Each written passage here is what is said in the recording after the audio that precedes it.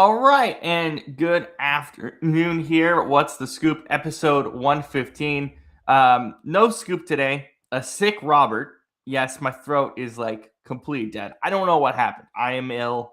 Somehow I managed through this. And Brandon, who still doesn't have his computer because of awful circumstances that he just told me. I don't know how much you want to talk about it on air, Brandon, but yikes, dude.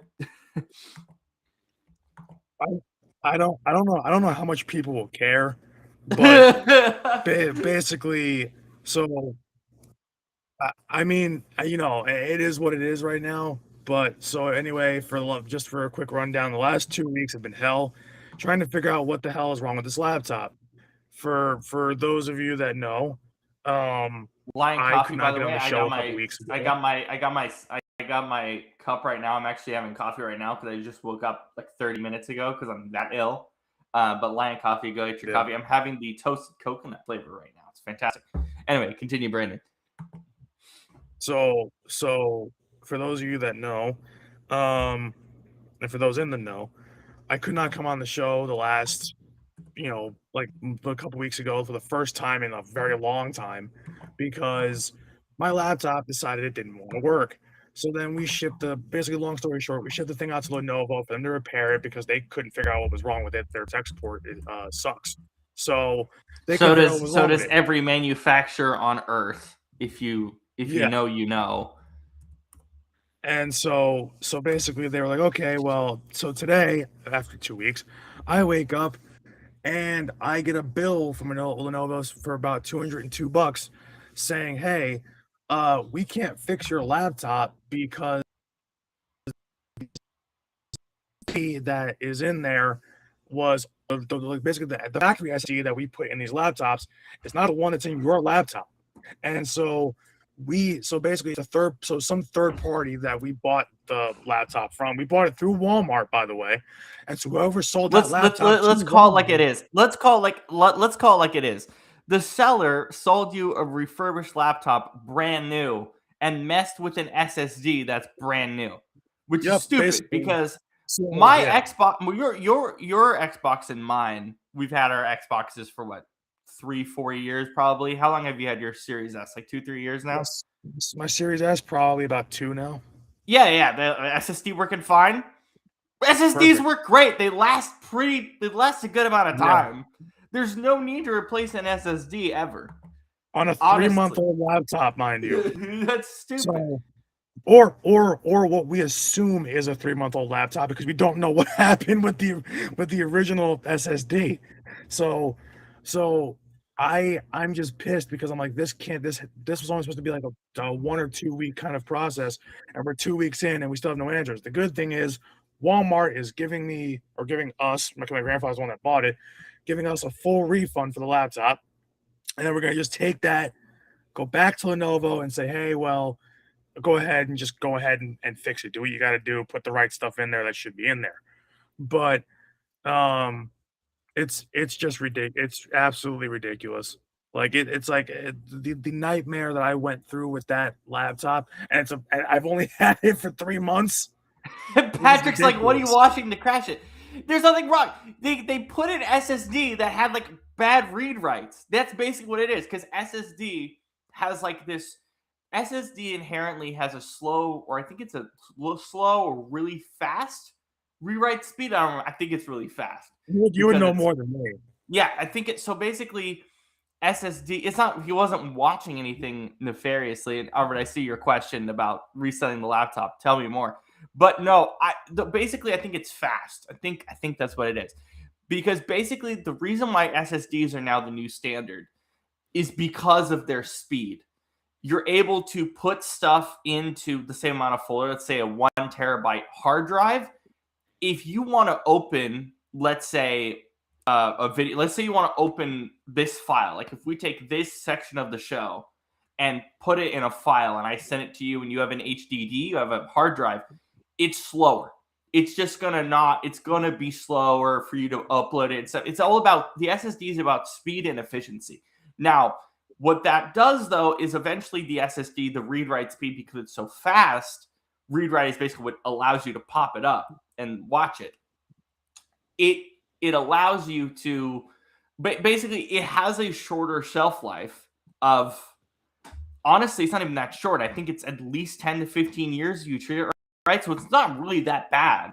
But a hard drive can last you 50, 100 years you treat it right. That's not how SSDs work. But that's the idea. It's like, who cares how long the hard drive lasts? It's the idea, or the SSD lasts. It's the fact that your computer inherently runs faster because of the speed and how it processes information. Even the computer doesn't want to show equal silence. But yeah, so I think it's a faster rewrite speed, which, by the way, this is my biggest issue with consoles right now, is we're like behind on so many of the technology, like video game stuff. We're behind by like 5 years or 6 years now on like, so SSDs was in like the previous generation of PCs. We just got it with PS5 and Xbox Series. And now we're just getting like the more like, I forgot the name of it. We're getting like more ray tracing. Ray tracing is like the new big thing. Ray tracing does work, but it enhances like a lot of power, especially on a Series X and a PS5. That's what PS5 Pro is right now, is like this enhanced of ray tracing and stuff. But that was in PCs 5 years ago. So I hate that we're just like a generation behind of like what's going on in the PC space. But that's what happens though. If you're refurbishing a computer, if you're putting a new hard drive in, if the components don't align, it's going to die in like a month. Doesn't matter what you put in there. You can put the smallest little component in there. If that smallest component doesn't or can't effectively fit in the line, what happens, honestly, is it overheats. I think what happened is that it overheated. It's bullshit. Like that's what I think happened, because honestly, like, because I remember when I a lot of times too, just in general, like not just overheated in terms of yeah, I know you're kidding, Patrick. I know it's funny, but it's not just in general like the overheating in terms of like frying the computer, like the hardware and whatnot, but just in general, my computer, like I would only use it for maybe about an hour or two at a time to do the show and whatnot.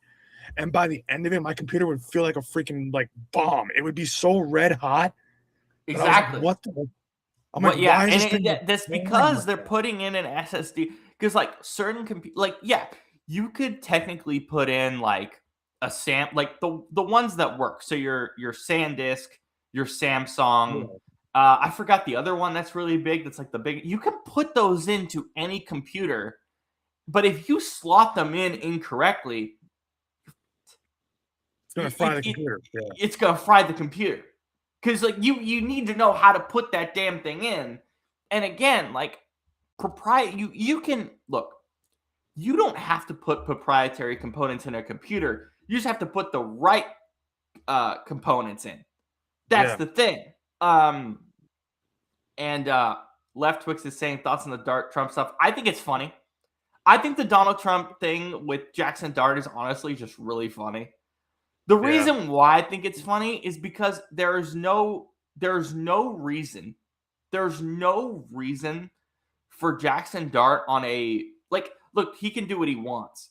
He can do what he wants, right? Like he can do what he wants. It's no big deal. But the thing is, like, if you're Abdul Carter, why say, oh, I thought this was AI? What is he doing? Just talk to him privately, and then you can handle the situation on your own. Now you're making it a big deal for no reason. They both escalated it to the point where it's like, okay, man, it's like you guys are teammates. You gotta talk this stuff out. You know, like that. Like I don't get. Listen, I'm all for the Giants' downfall. If this leads to the Giants sucking this year, fantastic. You're good.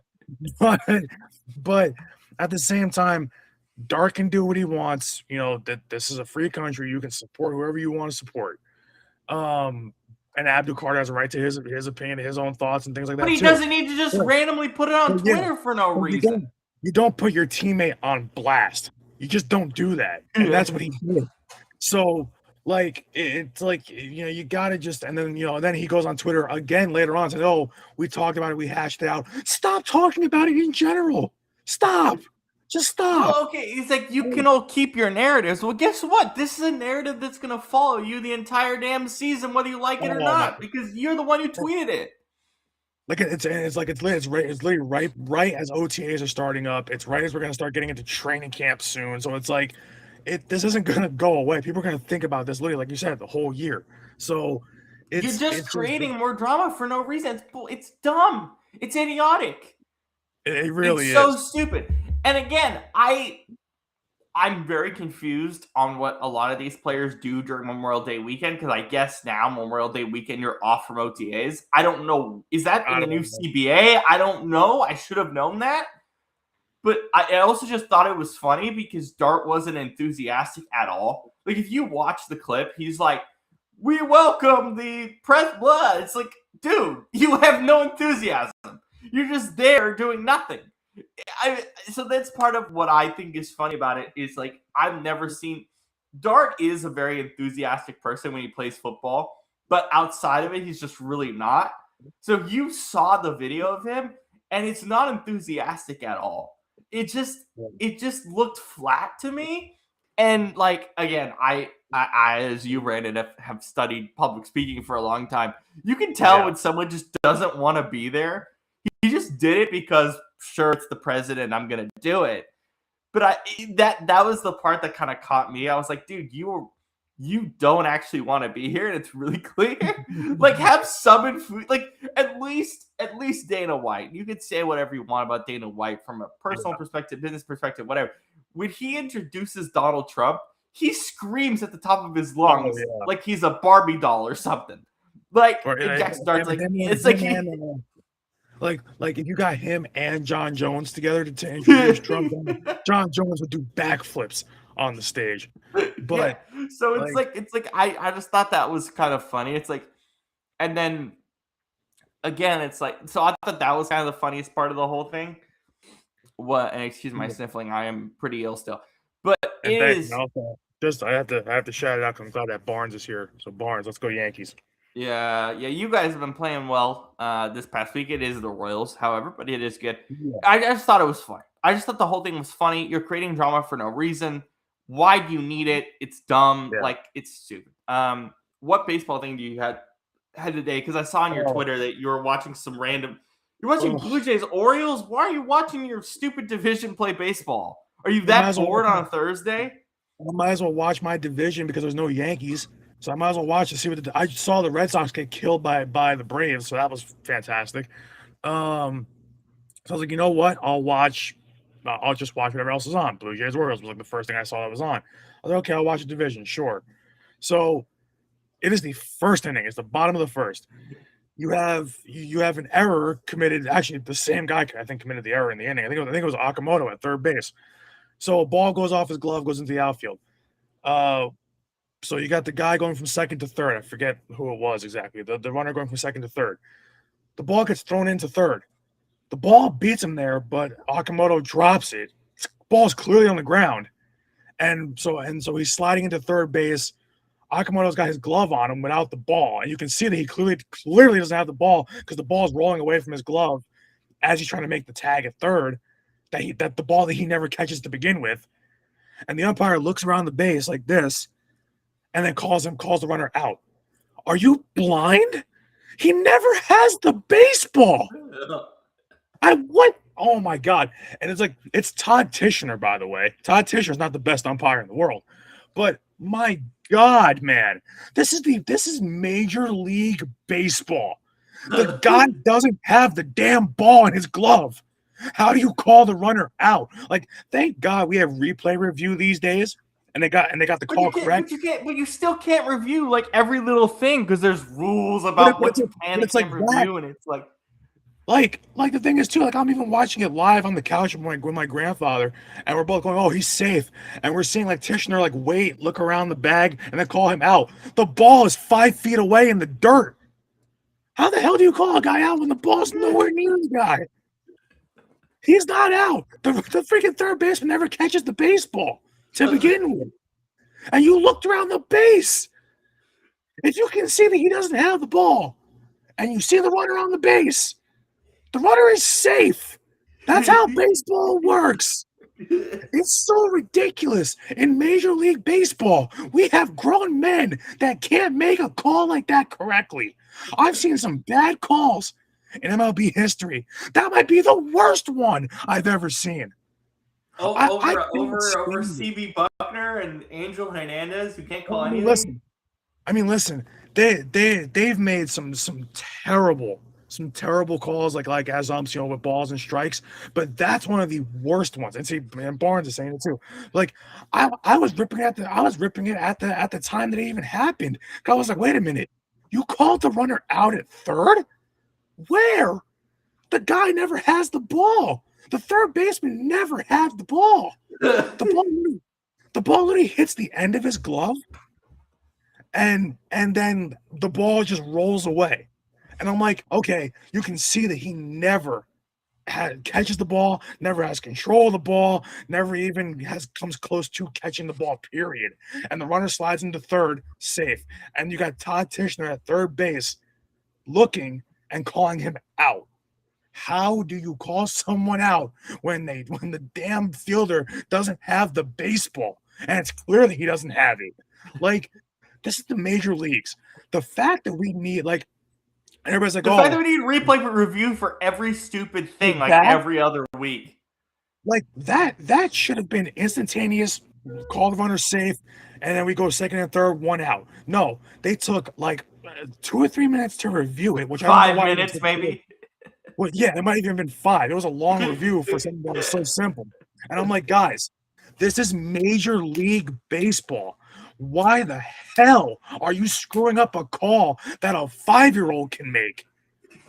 Like, this is ridiculous. The two things that I'll say really quick.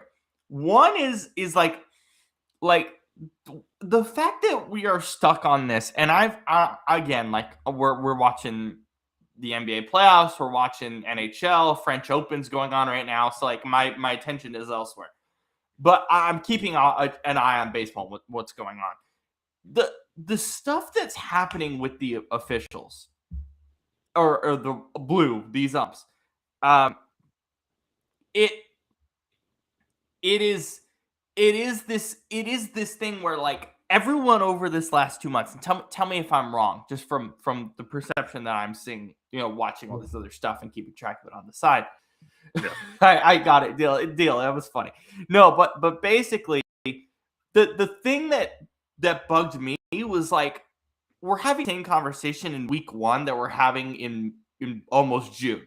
It's like, oh, these umps are gonna be better because of the challenges, and give them time, they're gonna figure it out, and then they're better now. It's like, in what way are they better now? Are you following like Umpire Auditor on like Instagram? Like every day there's like, oh, he missed this stupid strike call. He missed this thing at first base. It's like, okay, why is this still a talking point? We're about to hit the summer. Either the umps get it right or we just get rid of them and we automate the whole damn thing. Because there's no point if we're why are we like, and again, yes, rest in peace, Lemieux. Thank you, Nicole. That was sad to hear about an hour ago, 30 minutes ago. Stanley Cup champion called Lemieux. The thing that I don't understand, the thing that I'm frustrated with, is we're having these same conversation points about the umps in June, and all we're doing is just saying we're just going to ignore everything that they miss on a weekly basis. And I'm not trying to like specifically make sure they make every call correct, but the obvious stuff is still getting missed, and it takes forever to replay review the most basic crap. What are we doing? The NFL is better than you, and the NFL couldn't even get a ref CPA done until a month ago. So what are you talking about? Yeah, apples and oranges, I understand, but like, come on, guys. You know what the worst thing I saw was, and yeah, pretty much. Like I'm doing okay, Nikki. I'm ill. I feel sick, but still making it. Go. So last was this was last week when I went to the Yankees game on Thursday, right? Last Thursday I went. They lost, they got shut out, whatever. But there was a call in the game. It was about, I think it was the 7th inning. It was they called it hit by pitch. Basically, our pitcher Giovanni Cruz supposedly hit the batter, in the foot. It was kind of like a sweeping slider that kind of came down and hit him on the toe, and they call it hit by pitch. Here's the problem: I'm sitting in the bleachers. I'm You're far sitting away. like 50 feet up or whatever the hell you're sitting. So I'm sitting in the damn bleachers. Well, not bleachers. I'm right behind Aaron Judge. I'm in right field, sitting in right field.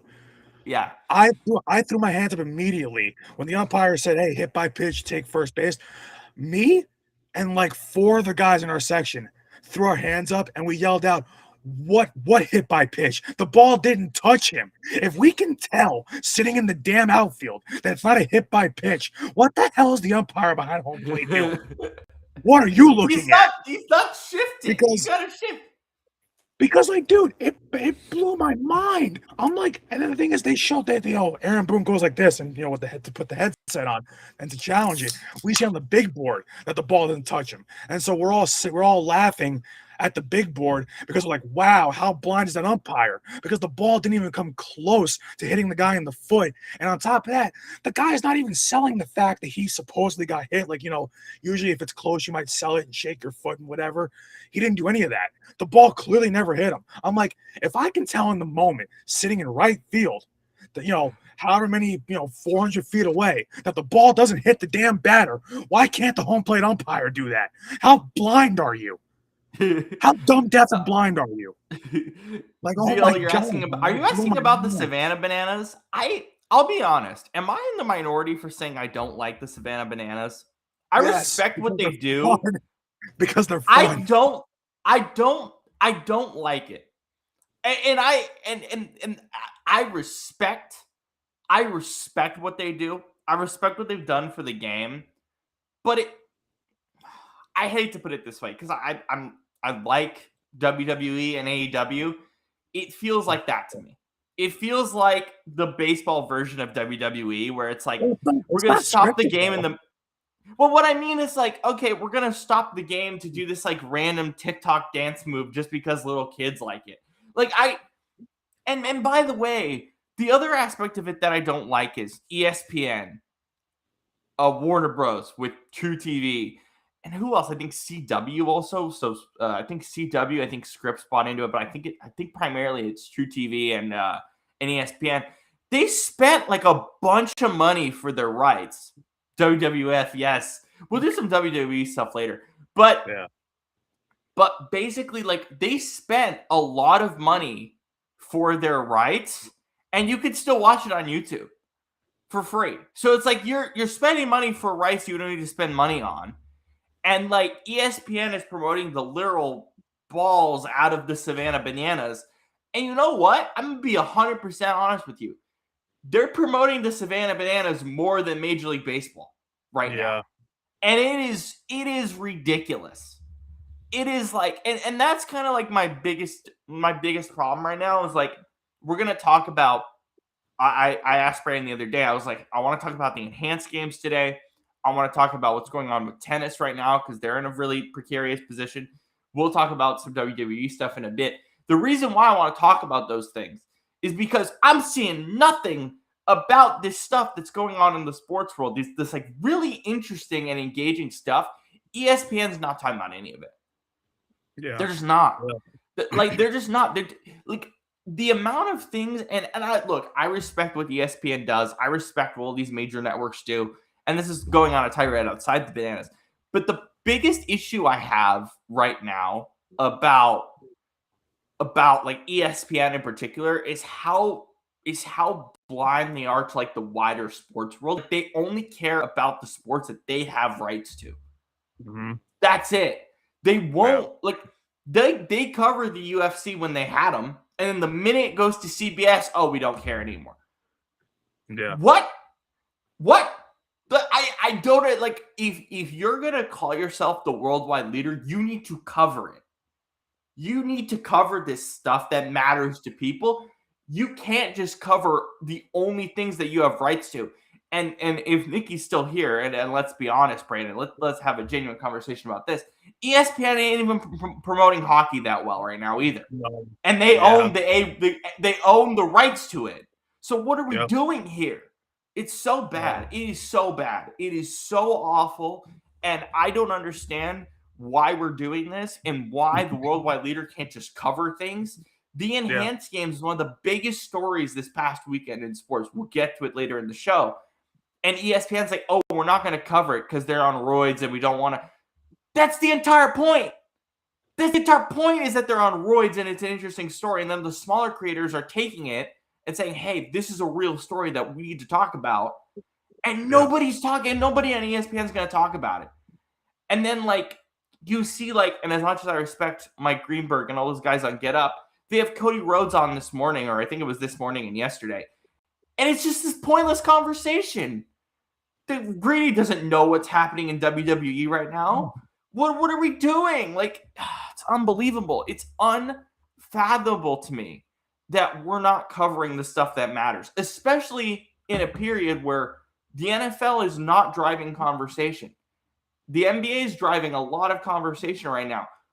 ESPN just turns into NBA TV for 2 months for no reason. No reason. I don't understand this. There's no reason right now, especially while both playoffs are going on. There's no reason why the NBA should be getting 90% of the coverage and the NHL is getting 10%. There's no reason. I think they're getting like 2%. They're not getting anything. It might even be less. Yeah, actually, ESPN's more focused now on OTAs than they are on hockey. And I don't care. And look, we'll talk about some of the OTA stuff. Like, I'm interested in talking about what's happening with Arizona because I think, isn't Josh Sweat also having a contract dispute even a year after he signed his contract? He might. I heard he wants out. So yeah. So there's that. But again, as much as I want to talk about that, it's May 28th. The World Cup's in 2 weeks.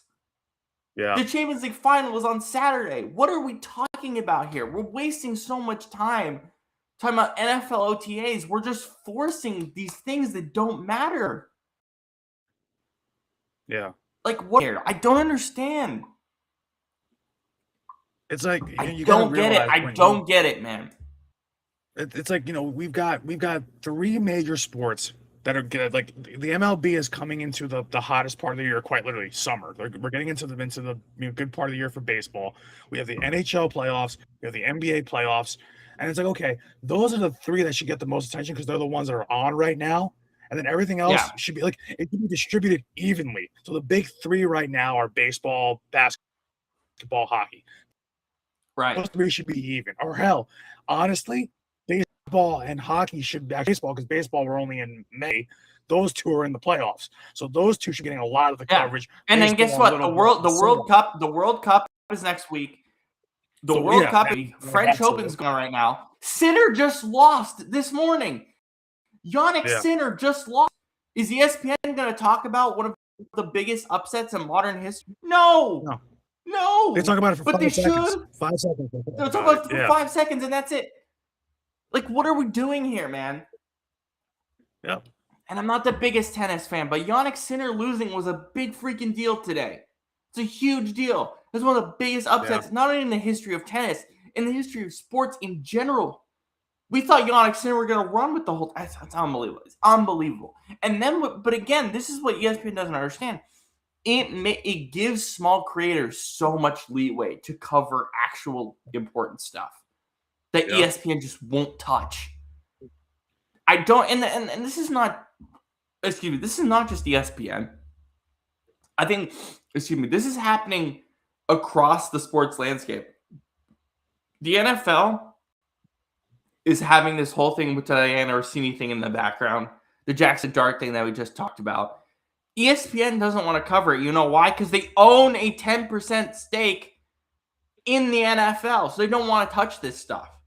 And the people on ESPN who are doing proper reporting about this are getting pushed to the back. Yeah. Well, it's unbelievable. It's unfathomable that we're doing this. This is why it started. It started about 10-ish years ago, like right around the time that social media really boomed. Everybody kept saying, all that ESPN does is push their own narratives and agendas. And it's true. They do. They push whatever they have an interest in, not what the people have an interest in, which was the original intention of ESPN. But I think more specifically, it's about what rights do they have. It's about what rights do they have. We Yeah. don't have that many MLB rights. Okay, we'll promote Savannah Bananas. And again, Savannah Bananas is fun, but it ain't Major League Baseball. Yeah. We don't have World Cup rights. Okay, so we'll just do one segment with Roger Bennett, who's amazing, and have Stephen A. Smith talk about something he knows nothing about. Why? Why? What? Why? What's the point? Just we're putting Roger Bennett, one of the best right now in American soccer, to talk about international soccer. We're putting him on first take to do what? To do what? It's unbelievable. It's unbelievable. I don't understand it. I don't get it. I don't understand. It's ridiculous. Anyway, wanted to talk about the White Sox player. Did we? Who's this? Who's this kid? I forget. Scoop knows more about him than I do, but I forget his name. I can actually look it up real quick. Let me just look it up real quick. I almost forgot because I know we wanted to talk about him, and I could not. Or my remember question to you is, like, how good are the White Sox actually playing? Like, are they interesting That's- baseball just because of the players that they have, or are they playing good ball? That's well. First, real quick, that's his name. Is Riku Nishida? That's his name. He's just super small. He's 5'6". But at 5'6", he's got a cannon for an arm in the outfield, and he actually gunned down a runner yesterday. In his debut. The White Sox aren't good. The White Sox are just fun because they finally have like basically 2 or 3 players now that are like young that they can actually believe in going forward, but they're not good, not by any means. But when you've got Murakami in the home run chase right now, and he's leading the AL, or no, I think Jordan might be leading the AL now, Jordan Alvarez. But you got Murakami right up there with Judge and Alvarez in the AL home run race. You've got now Nishida, who's exciting because the thing is he's not the biggest guy, but apparently they called him an electric factory because the guy is nothing but just good vibes. Like he's a fun player, and it's like most, and not to sound weird, but when most Japanese players come over, it's hard for them to adapt to the U.S. and whatnot. But he's giving full-on interviews. They asked him yesterday. And the thing is, he usually answers his questions in English, which is interesting because a lot of Japanese players, it takes a while for them to adjust to that. But or they don't want to say the wrong thing, so they have an interpreter. And yeah. They say, but they said something. I forget the exact question the reporter said, but the reporter said to them, they said, would you say that throw you made in right field was a lot like, would you model it after Ichiro? And he was like, no. He's like, he basically said, don't ever compare me to Ichiro. He's like, I don't have the the right to claim that yet. He's like, nope, don't compare me. But he was like laughing about it too. He was like, no. He looked at the reporter like sideways. He was like this. It's like, no. But here's the thing: it is a fair question. Like it's not a negative question by any means. Yeah, but I'm like, man, like you're already gonna say that one of his throws from right field compares to Ichiro. Like that's interesting. Like that. And he was like taken aback by it. So it was cool to see like a lot of those guys. Obviously, they have respect for the players that came before them, and he's no different. But he's an exciting kid. He's an exciting kid to watch. The thing is, he's 5'6". He's small. So it's like you don't see players, that height, like that kind of build in the MLB. So it's just fun the White Sox aren't good. They're just fun. And the thing is that, especially with those two now kind of leading the youth movement for that organization, it's, it's going to be fun baseball to watch. And the thing is, I get to watch them next month when I go to the game because I'm going to go see Yankees White Sox in June at the stadium. So I get to watch, Murakami go against Judge, home run for home run, possibly. I get to see Nishida in right. So I get to see Judge in right and Nishida in right. So we'll see how that goes. But that's all I want to talk about, just how impressive or just how kind of well-mannered he is, but also how impressive he's looked at, like in his debut. Like just, hey, man, it's like, we talk about players who make their debuts, and if they go like, 1 for 4, and they steal a base, maybe that's a good debut, whatever. But like, it's not so much the hitting; it's the great play he made in right, and just the fact that the guy he just gives off a real positive vibe. that the White Sox haven't had in a very long time. So Right. it's good to see that, honestly. Yeah, I haven't done a ton of research on the cap number, Jody, and the reason why I haven't, and I'll be honest with you, Brandon, is because it's going to change like in a month. Yeah. Like this offer is going to get countered anyway. And I'll be honest, like this is why we've said for a year now on this show, I would argue it's been a year, but more like 6 months, that the problem with this whole thing with the cap, like the players are not going to want a salary cap. So we're just going to go back and forth and the number's going to change. So it's like there's one proposal. I can't debate a proposal. I really can't because it's going to change next month, honestly. And that's how I feel about it. Do you feel the same way? It's going to change. And Scoop and I kind of alluded to that at the end of last night's show. We said that, this is the first offer on the table now, the first proposal on the table now, but literally it's going to get countered in the next 24 hours. And then we're going to go back and forth, and we're finally going to land somewhere else entirely by the whole end of this. So Right.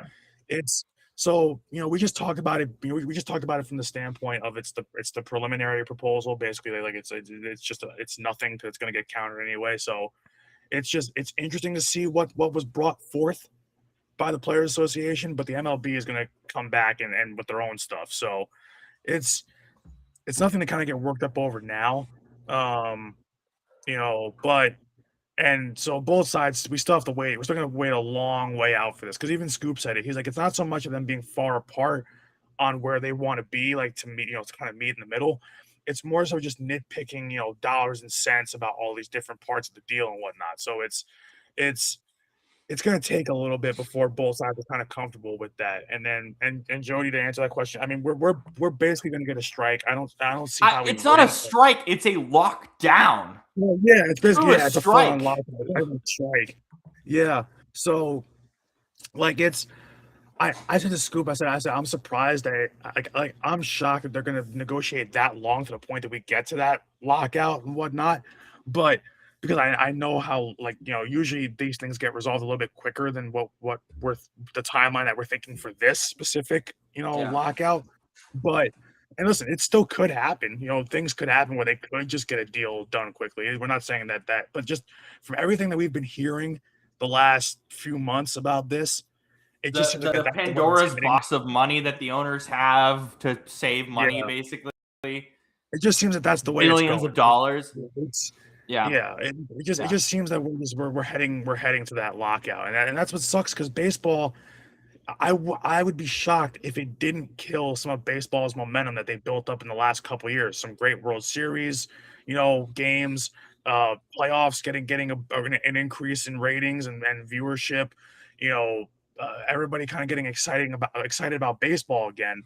So it would stink to tank the game and put it in a lockout, and we get a lockout shortened season next year, and then of course it's gonna because of the lockout shortened season.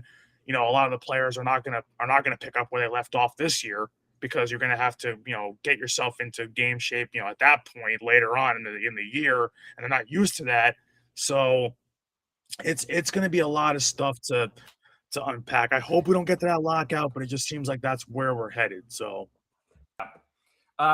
You want to play the game I play with Scoop every week? It's an MLB based game. Are you ready for this? Yeah, go ahead. We're gonna grade the weekend national TV schedule for Major League Baseball because I'm making this point that the national TV schedule is terrible. All right, Here's our national TV schedule. Okay, well we're starting from Friday to Sunday, so tomorrow until the weekend. Phillies Dodgers, Friday night Apple TV. Good. I like that one. The only Apple TV game this week. Usually there's two, but there's only one this week. Saturday, what is the FS1 game? Royals Rangers FS1. Oh God, yeah, that one. The FS1 games are terrible. I don't know why we're doing this. God. Fox, depending on your local area, Cubs Cards or Braves Reds. That's not terrible. It could be worse. It could be worse, but it's not great. It's not great, but it's not. It's not the worst thing I ever heard. It's not. It's not like it's not like you're telling me that we're watching freaking, Orioles Twins, and I'm like, oh, good God, like Speaking of that, Peacock, NBCSN Sunday leadoff, Blue Jays Orioles Saturday or okay, Sunday. yeah, that's garbage. I mean, it's the AL East, so I'm invested, but that's garbage. Sunday. That's garbage. Yeah, Sunday leadoff, Blue Jays Orioles, and then finally we get 13 straight weeks of Sunday Night Baseball on proper regular NBC. That starts with Cubs Cardinals. That's good. I mean, you also got to realize that that's a rivalry, so that makes sense. Yeah, so it's not a bad schedule. It was worse 2 weeks ago. Yeah, it's not bad. Like that's like if I had to grade that, that's a C plus for me. It's okay. Yeah, I go like C plus, B minus. Yeah. Other random things. Do you want to random stuff? Did you hear what Trump said yesterday? Promise this is not political. I just thought it was funny. Did you see it? No. He said he's gonna go to an MSG playoff game. Oh or yeah, I an heard MSG somebody put that in finals the game. chat. Yeah, I saw somebody put that in the chat. Yeah. Why? My problem is not that he's going. My problem is why are we making Secret Service go to a game at MSG, a finals game? We want to put more strain on these security guards already. Yeah. What are we doing? Yeah, it's like this is gonna end up being like like a world. I mean, this is like a world event because it's the Knicks, it's MSG, it's Donald Trump, it's hoping, praying that somebody doesn't do something crazy because you never know these days. So it's like I understand him wanting to go, and I mean honestly, every He sporting didn't event even go. He didn't even go to John Jr.'s wedding, but he's going to a Knicks playoff game. Thirsty for attention much? He's not gonna go to his wedding. That's a little bit much. His son's wedding. Oh, his son. I think you said Joe. I think you said John Jones. I was like, whoa. No. Don Jr.'s wedding he skipped, but he's going to a Knicks game because he said he needs to work. He needs to keep an eye on the Iran war. So I'm not going. And he didn't go, but he's going to a Knicks game. How's he going to keep an eye on the war from courtside? Well, not courtside, but from next game. What is this? I made this claim. Like, here's my biggest Donald Trump thing. I've never seen a president treat the presidency like a reality TV show. I've never I'll be honest. If you look at this is non-political, okay? I'm not throwing political stuff in here. I kind of am, but not really. Just look at it from an outside perspective. Think about it if you're okay, let's say you're Australian, okay? How do you think Australians view what's going on in America right now? It's just a reality TV show. They're just laughing.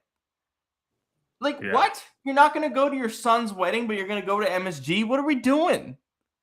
It's what are we doing? It's not just, it doesn't just go for him. It goes for any president. It's like when you have so many problems in America, like we do, and across the world for that matter. Why? I understand that they're people too, that they want to do things on their own time, but it's also you are the president of the United States. You have to realize there are more important things. It's a huge responsibility. And can you imagine? Could you imagine the comment section if the Knicks lose that game at MSG with him in attendance? Can you imagine what that? Him and the mayor of New York notoriously have problems in the same building front row. It literally is a reality TV show unfolding right in front of our face.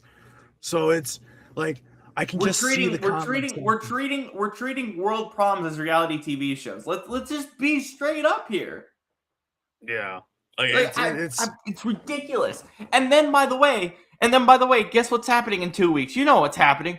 UFC White House card. They're just starting to build it right now. Bro.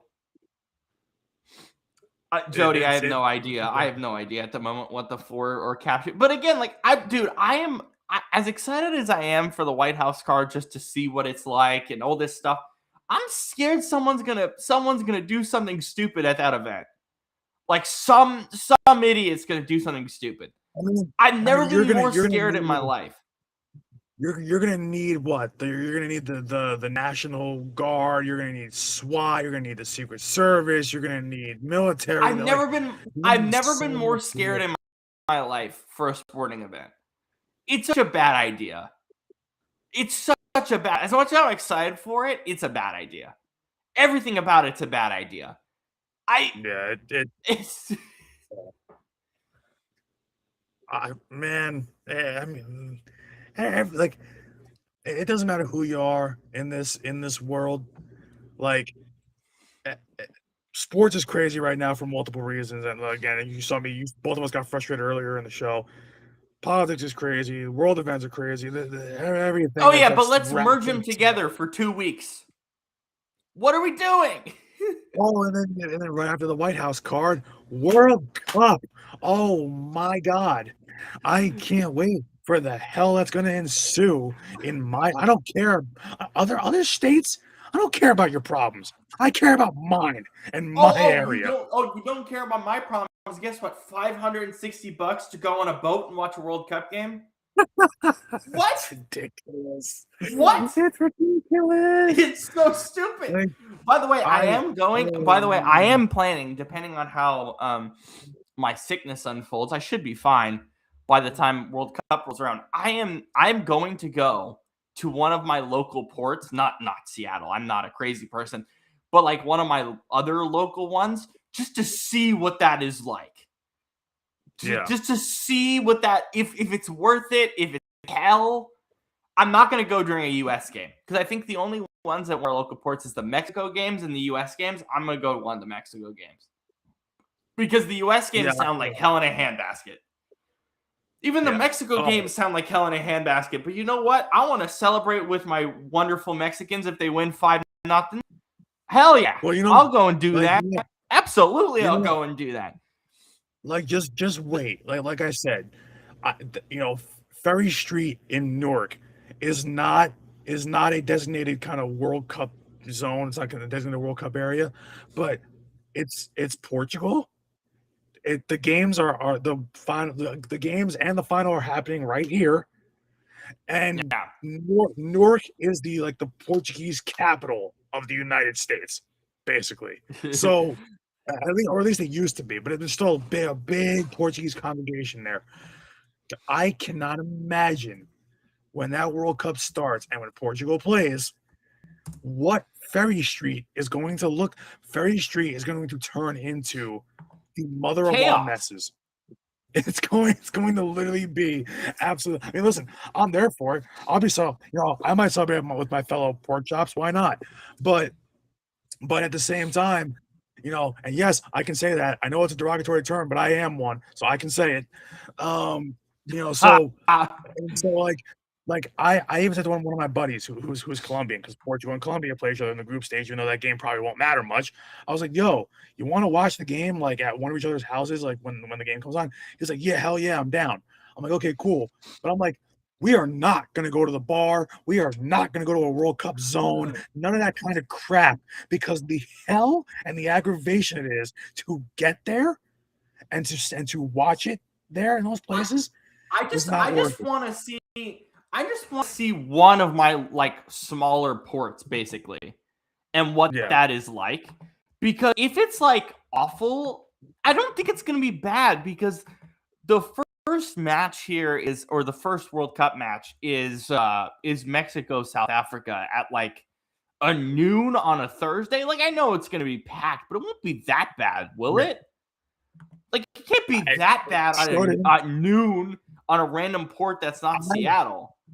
There's no way.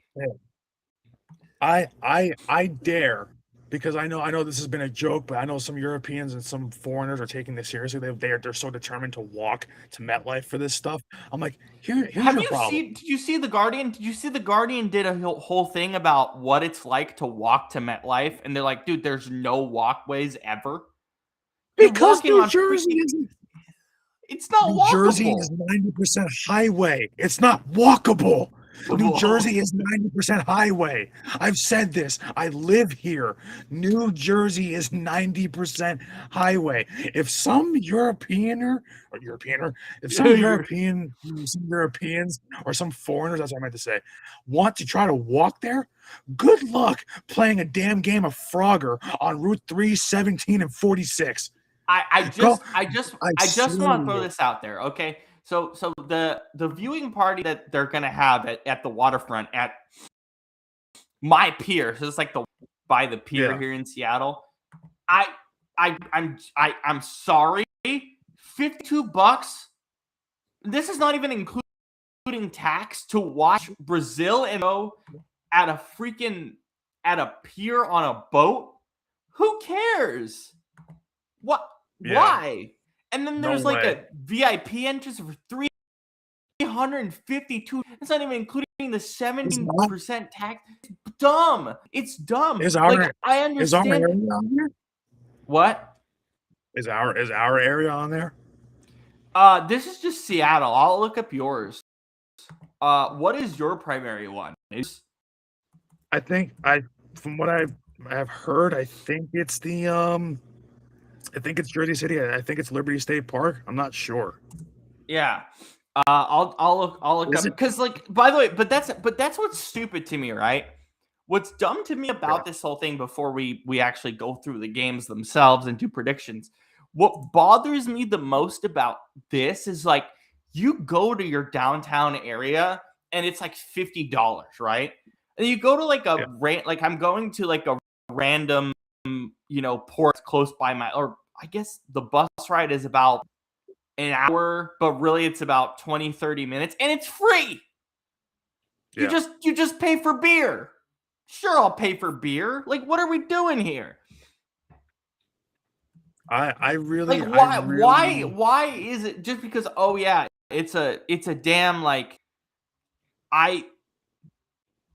oh yeah, your large scale one got canceled because they said it was too expensive. Because it is, yes. Yeah, so your big one did get canceled. Yeah, it says more information coming soon, but I think your big one got canceled, which is good because it was stupid. Weren't they putting one in Newark too? There was one in Newark. I think that's the one they got canceled. I think that's the one that got canceled.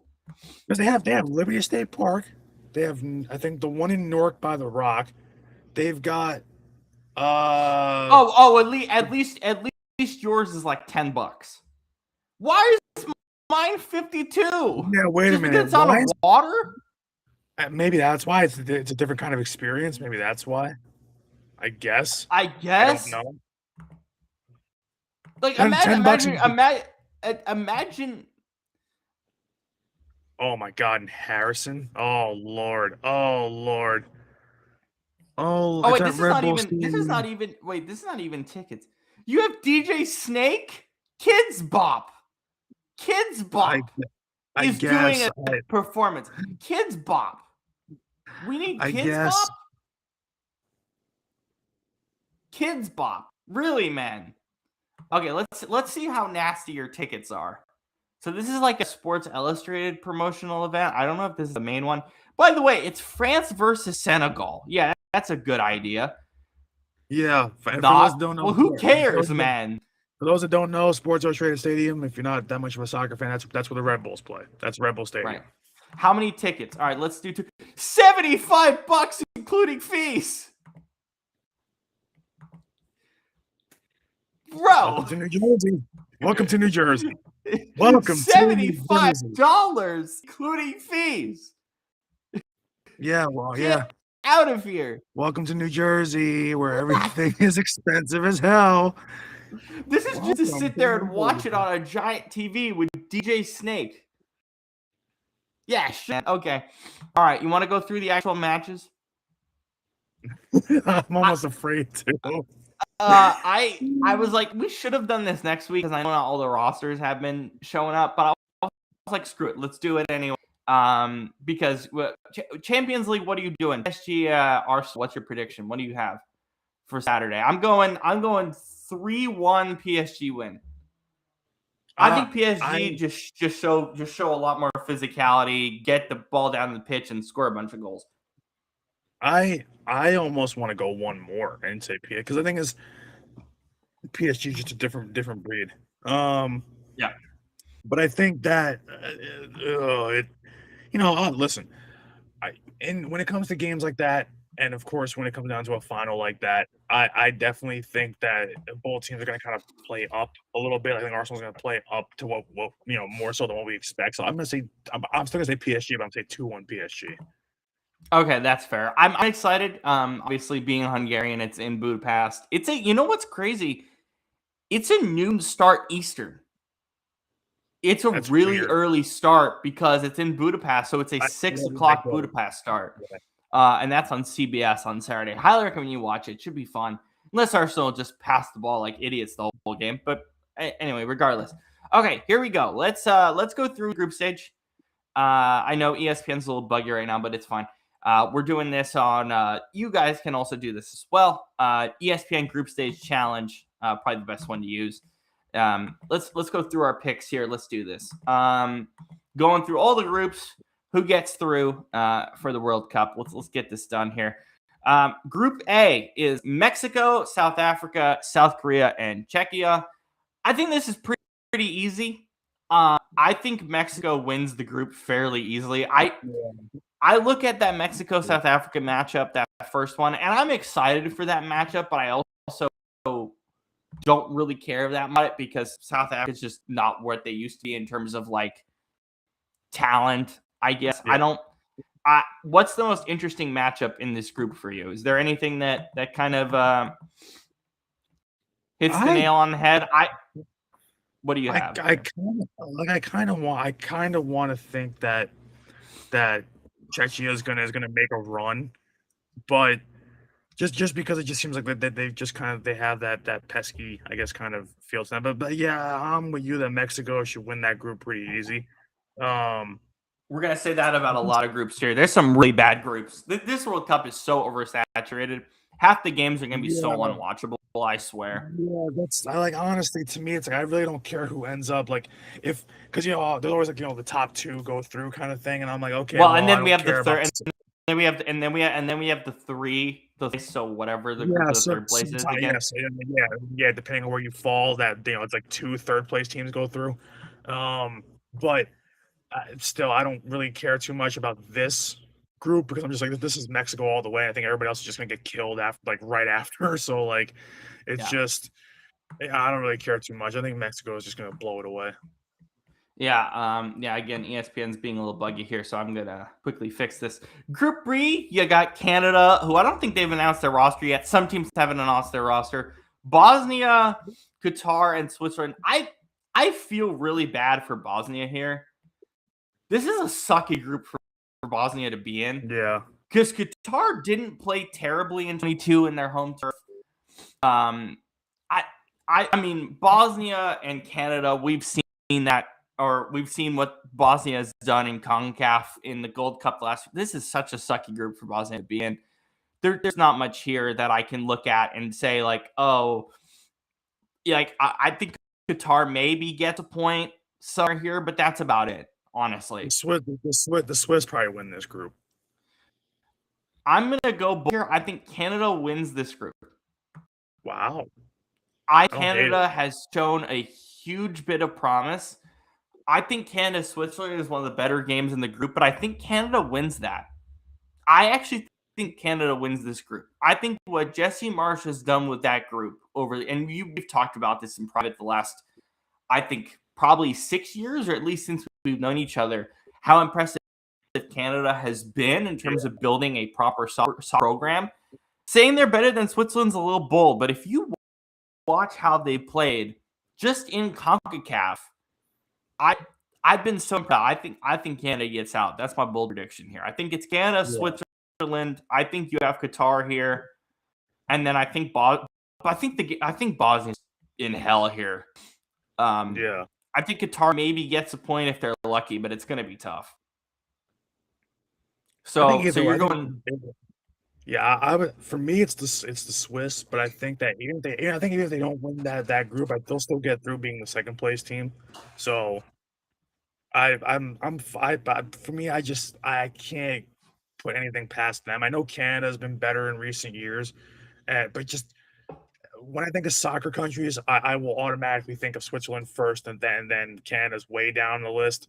So I'm just like, Canada could surprise people. Canada could probably win the group, but I think Switzerland is going to win that group. Yeah, are you on Qatar and then on the rear here?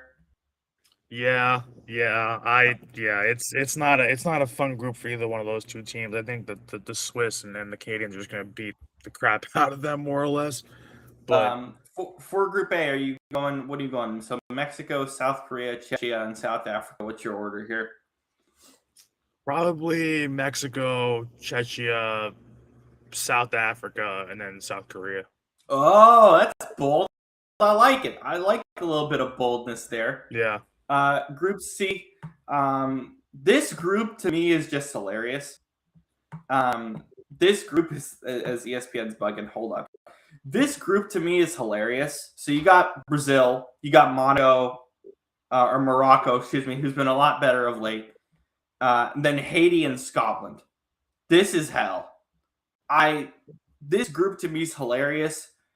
I like Morocco, but Brazil's gonna smack everybody here. Yeah. This It's is Brazil. this is nothing. And and I'll put Scotland at third. I might put them, making it through the third seed, but like Morocco's not Brazil. Even if Morocco's been playing good ball, they're not Brazil. Like this is No, yeah, no ridiculous. way. And then I'm sorry, Haiti, but this is gonna be an ugly run for you guys. Yeah, that's So that's that's exactly how I'd have the group the same exact way. So yeah, I don't think that's a discussion. All right, here we go. This is where we need to have a debate here because I don't know what to do with the U.S.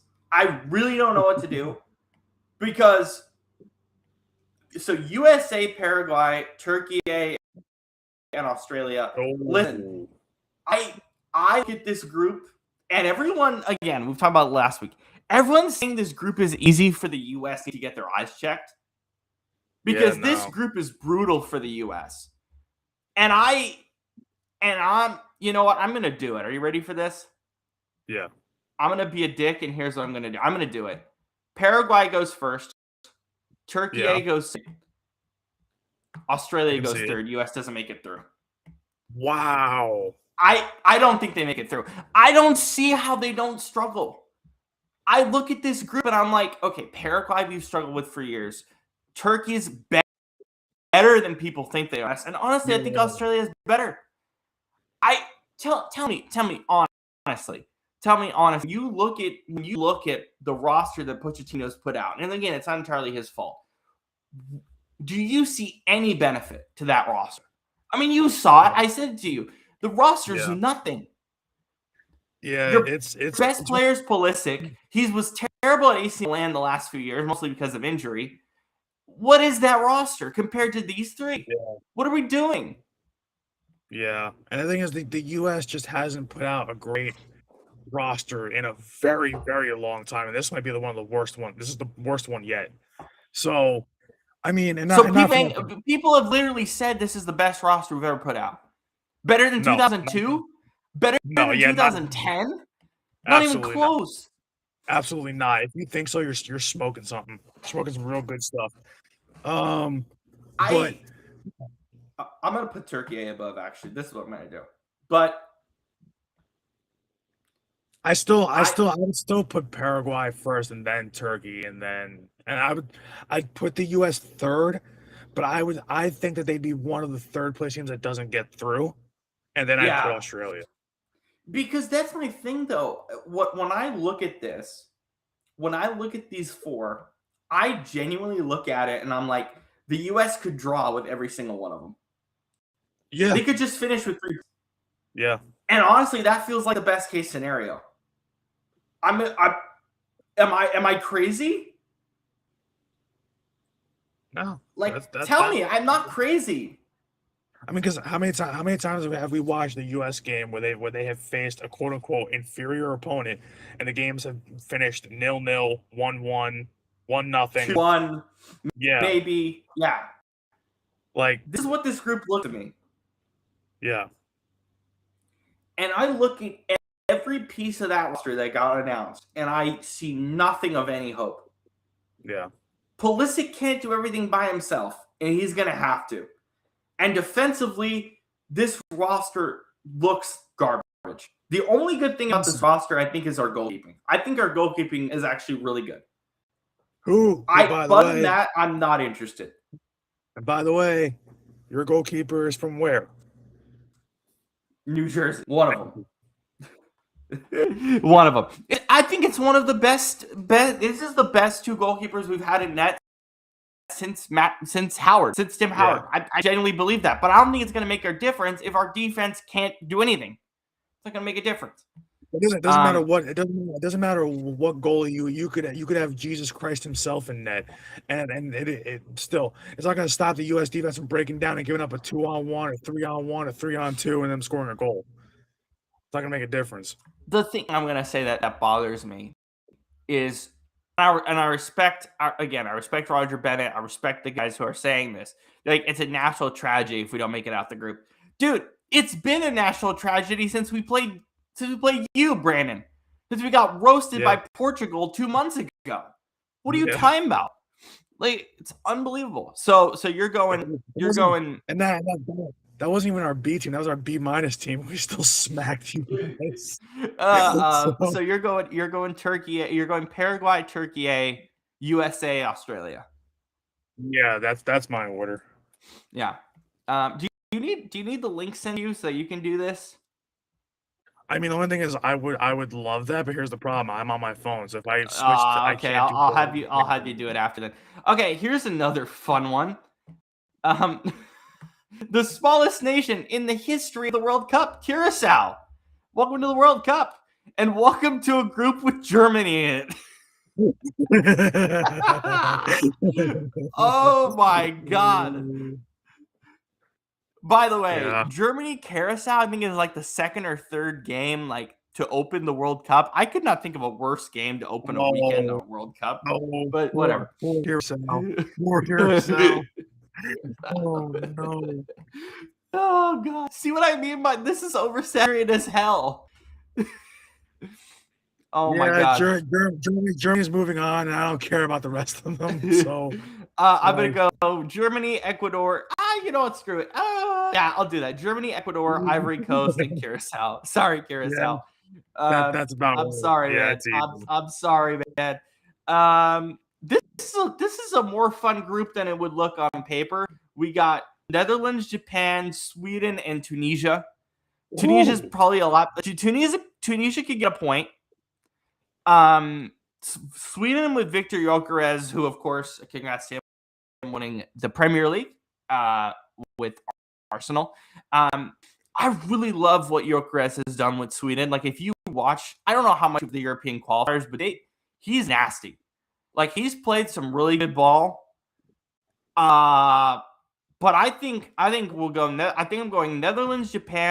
I think Sweden goes through as a 3, and I think Tunisia up the rear. I think Sweden gets through, though. I think Sweden gets through. Yeah, I think for me, just because Sweden has been so competitive, I feel like it just in the last 14, 15 years when it comes to major tournaments, that I would probably just flip those two in the middle. So I'd have Netherlands, Sweden, Japan, Tunisia. That's fine. That's fine. I'm fine putting Sweden at third because they're going through. I don't think there's any reality where they don't go through. Yeah, I think that those are going to be one of the two, like either Japan or Sweden are going to be one of the two teams that goes through as the third, whatever it is. So it's like that. They're going to be. I will say I'll quickly give some recommendations of games to watch. I think every match in Group D is entertaining. I think Brazil Morocco is entertaining. Yeah. I think Switzerland Canada is entertaining. I think Mexico South Korea is. I'll skip Group A, honestly. I don't think Group A is that interesting. I think Canada Switzerland's a great match. I think Brazil Morocco is a great match. I think all of Group D is entertaining. I think the Group E is not entertaining. Maybe Germany, Ecuador, but I skip it. I think Netherlands, Japan, Sweden, those three teams matching up against each other. That entire group is must see. Other than Tunisia, and even Tunisia might upset somebody here. Yeah. So that group is interesting. So that would be my recommendation. We have Iran. I've been going on in the war. They're still here. They're still playing matches in the U.S. I don't know how that's going to go. Yeah. I'm really nervous to see how this group shakes out just from the political aspect of it. They moved their camp to Mexico. They are playing a match here in Seattle, so I'll report to you guys how that goes. Yeah. Trump has said, ironically, that they're not going to make it. Brandon, there's a real chance that Iran makes it through as a 3. If you compare everything else here, there's a real chance that they make it through as a 3. They're better than people give them credit for. They've gotten a point in every World Cup they've been in. Like Belgium is your clear 1, and then after that, you can make a case that they do probably make it through as a 3. Like I don't see how. Yeah, I think Egypt. I think better. I think that's obvious.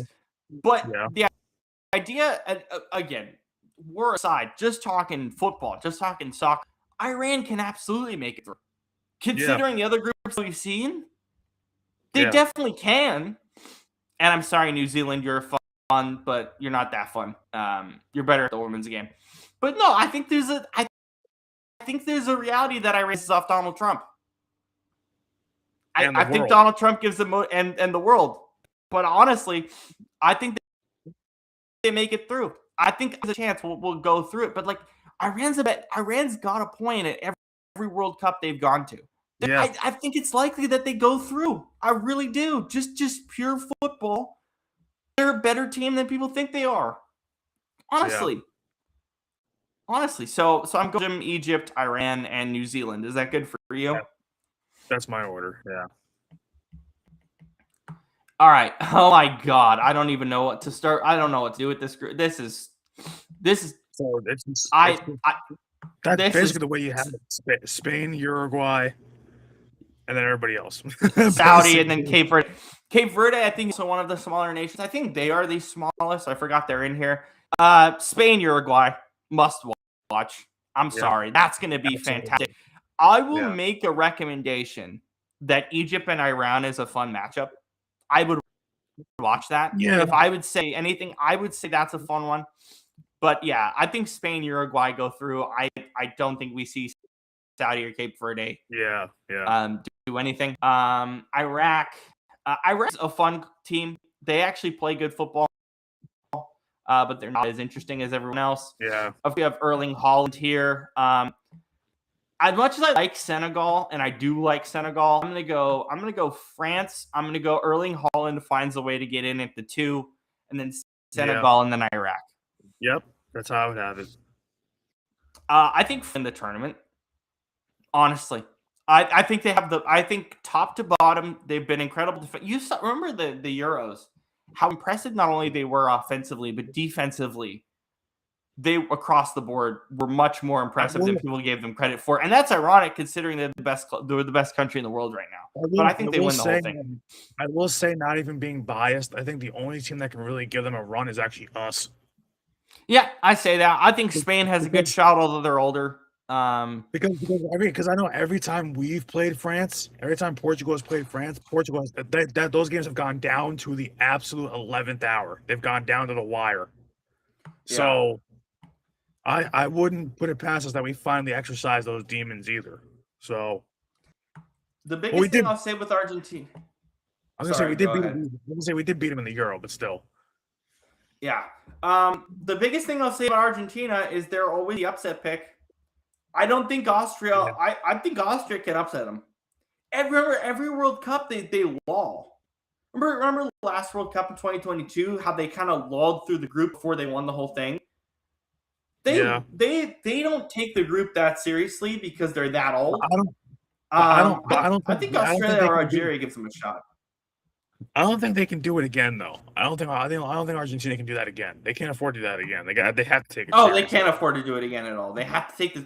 And this group's better than a lot of other groups here, but I think this is obvious. I think Argentina, Austria, I think Jordan. I think Messi's gonna be fine. I know we got an injury the last game for Inter Miami. I think he'll be fine. Yeah. I think this is what I have it.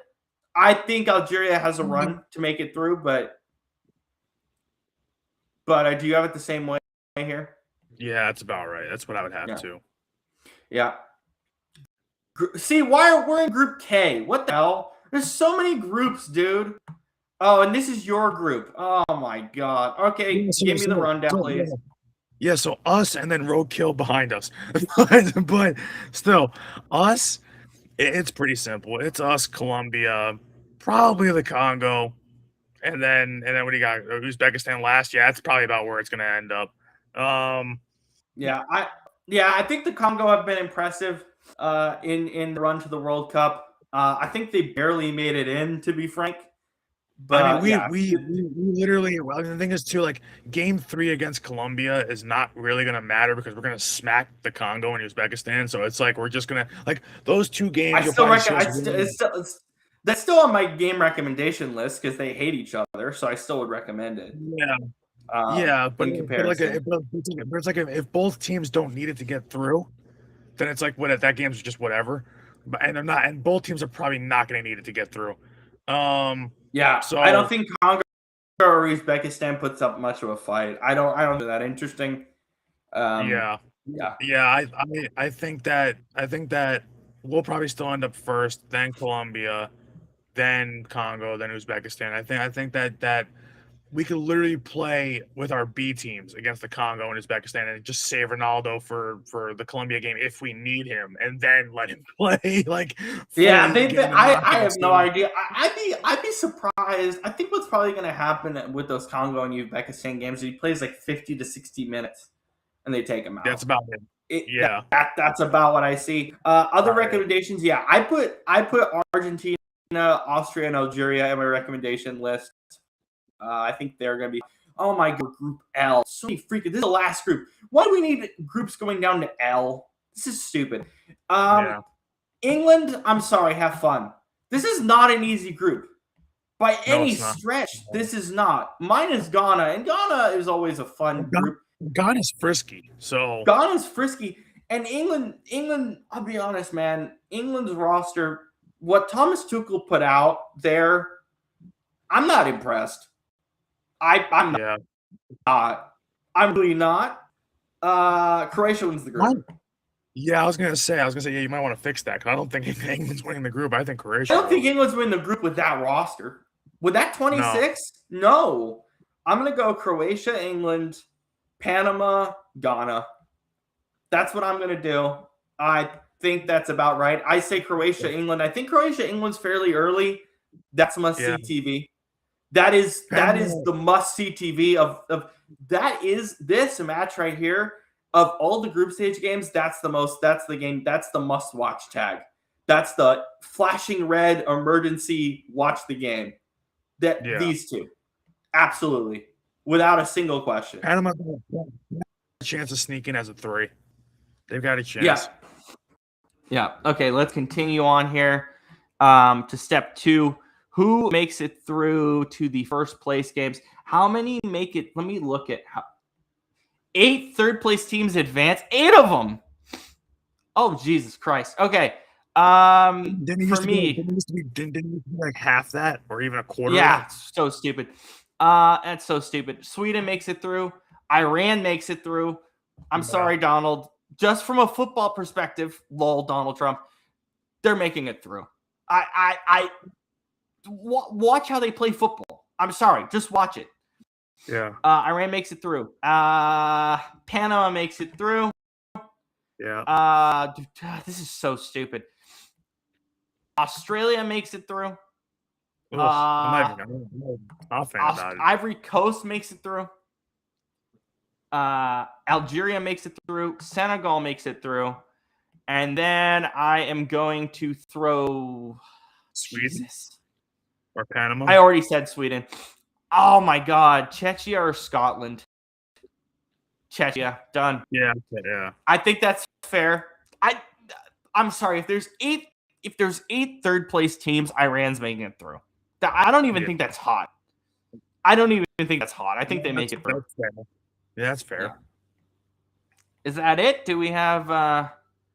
Oh, we're just going all the way to the groups. Okay, that's fine. I think this is good. So, all right. So really quick, I'm just gonna shout out the games that you need to watch. I'm gonna say skip Group A. Do you agree with me? I don't think Group A is interesting. Yeah, Group A is boring. Canada, Switzerland, must see for sure. Is that fair? Yeah, because that basically will determine who wins the group, I think. So Canada, Switzerland's must see.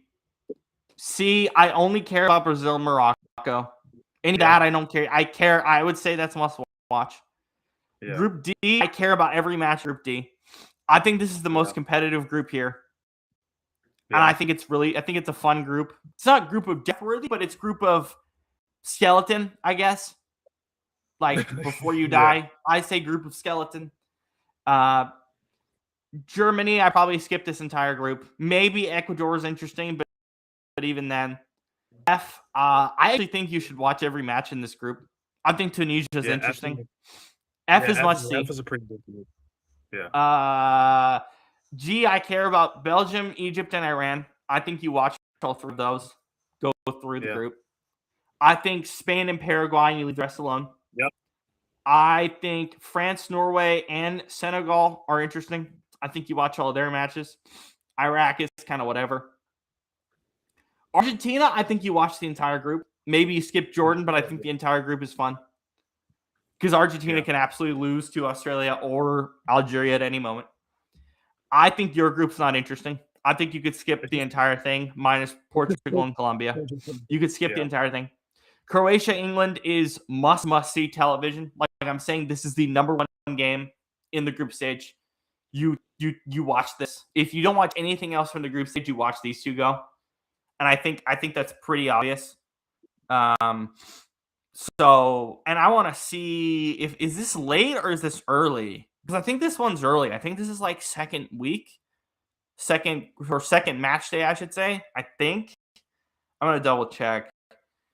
But I think this is must because I think England's roster is so bad that they could lose this 4-1 or they could win like 2-1. That's how freaking stupid that is. I just want to double check what match day their thing is. I think it is it 2 or I think it's their first match. Yeah, Wednesday, June 17th at 4 p.m. Eastern on Fox. That's must-see TV. That's right after Portugal and Congo go at it. That's worth it. I would drop everything and watch that.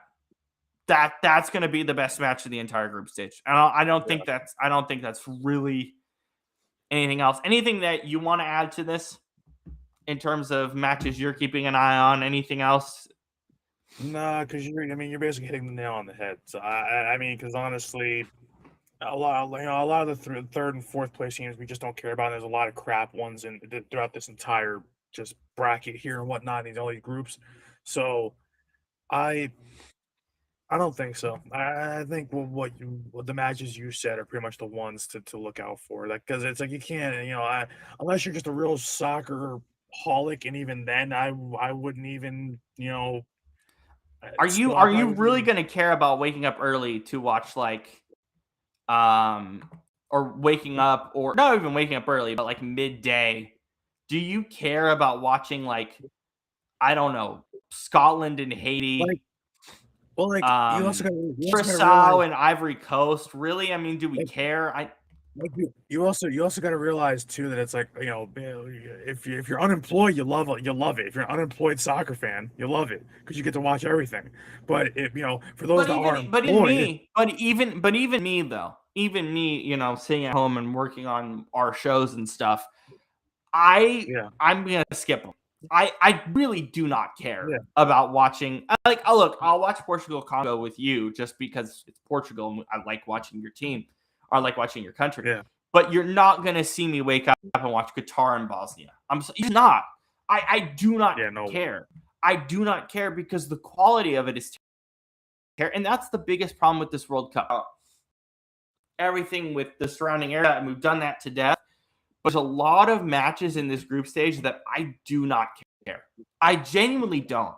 I have no interest in like maybe a quarter of these matches, and what's up, Kurt? Good to have you here. But no, genuinely, that's my biggest issue with this World Cup. It's the most oversaturated World Cup I've ever had, and they're going to oversaturate more. It's like, because I'm sorry, like the quality of soccer at the bottom end is like, well, Patrick, you come to the right place, man, because this is what we're going to do all summer. We're going to yell about the stupid World Cup, but that's what I'm saying. Like, and that's what I also don't understand. So like Fox paid, I think FIFA was like pissed at them, and there's a bunch. So they paid like 450 some odd million, no, 483 million. So they paid half because of they paid half of the $1 billion market cap because of the World Cup being in the freaking winter, which ruined our schedule so much. Remember how bad that was for us here in America. But the thing is, like, these games have national windows on Fox. Like, I think 75 to 80% of them do, at least for the group stage. And I think about a quarter of them aren't interesting. Like, I'm not going to watch. I'm just not, man. I don't care. It doesn't make a difference to me. Even if, and there's going to be upsets in this tournament. I'm not saying there isn't. But the entire thing is not going to be upset city. There's going to be a couple of matches. But from a core standpoint, like, I don't even, and that's part of the thing. You're spending thousands of dollars to see like France and Senegal. Really? This is what we're doing? Like, I don't care. Like, I do not care. And it's like, yeah. Do you have anything else on that piece where it's like, this just feels so oversaturated to me? I do not care. I'm at home. I don't care. I have better things to do. That's why I say it's only for your like the most diehard of diehard soccer fans. Like so diehard that you get physically sick when you're away from soccer for more than 5 seconds. Because I'm like that, because nobody in their right mind is gonna watch the most garbage matches. They're just not. Like it's not happening. That's like you said, like that's like us saying, like, I mean, and you do this when the games are happening in London, but like imagine if every early game, like if every game in the NFL took place early in the morning, and every game was like Browns Texans. Would you watch that?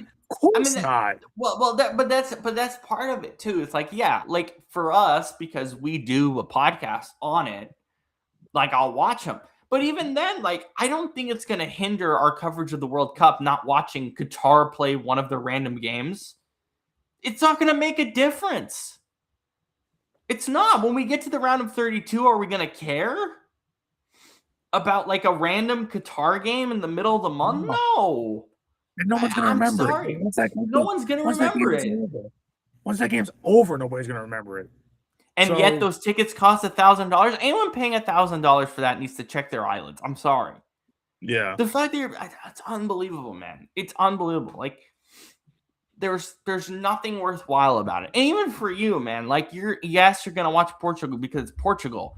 Yeah. But you're gonna bleed your eyes out watching them win 5-0 against Congo. I'm gonna be laughing. You're gonna bleed your eyes. Yeah. Like I'm like this is like ridiculous. This is Big Brother beating up on the little brother like constantly. Just in the World Cup, man. Like what are we doing? Yeah, like that game is gonna be 4-0 at half. Like come on, man. What are we doing here?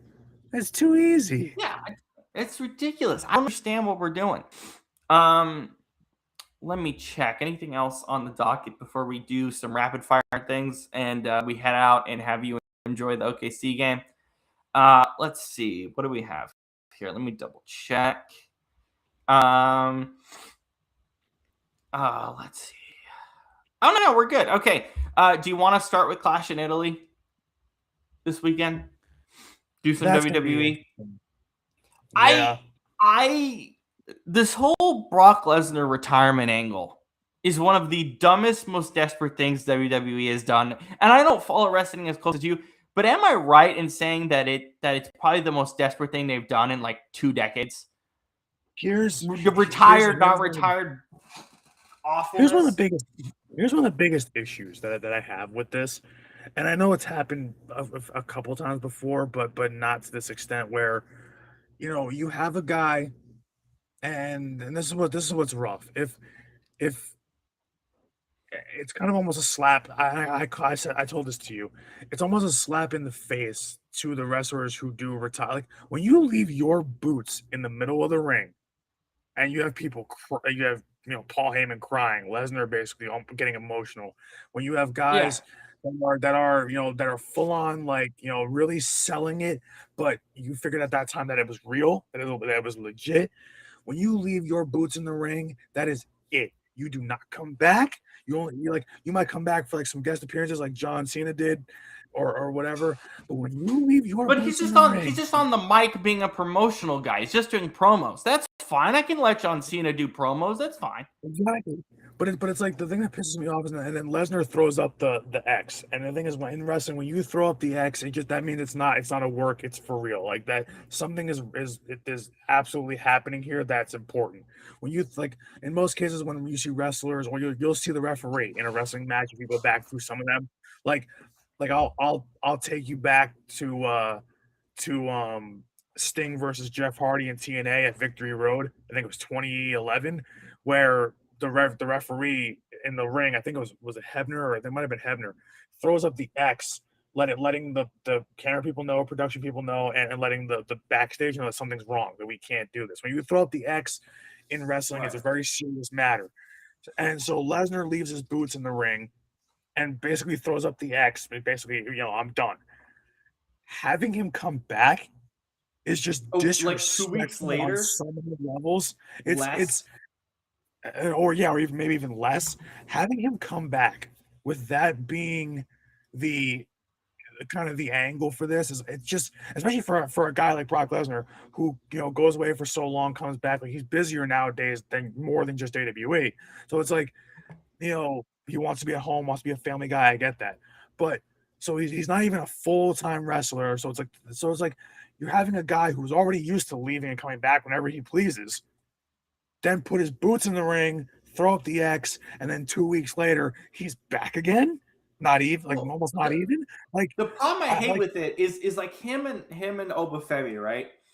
yeah He's basically the huge part of the promo is I'm gonna beat Oba in Clash in Italy, and I'm still retired. You're gonna lose to a retired wrestler. If you're like back, you're not actually you're retired. Like, what are you that's and talking that's about? and that What kind of writing is that? and that's the Who comes problem. up with this?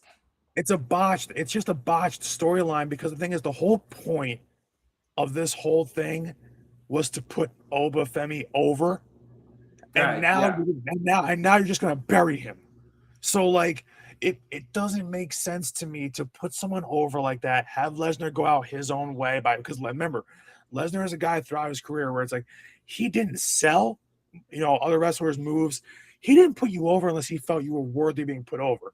He put over Obafemi and retired, and now you come back to basically face him.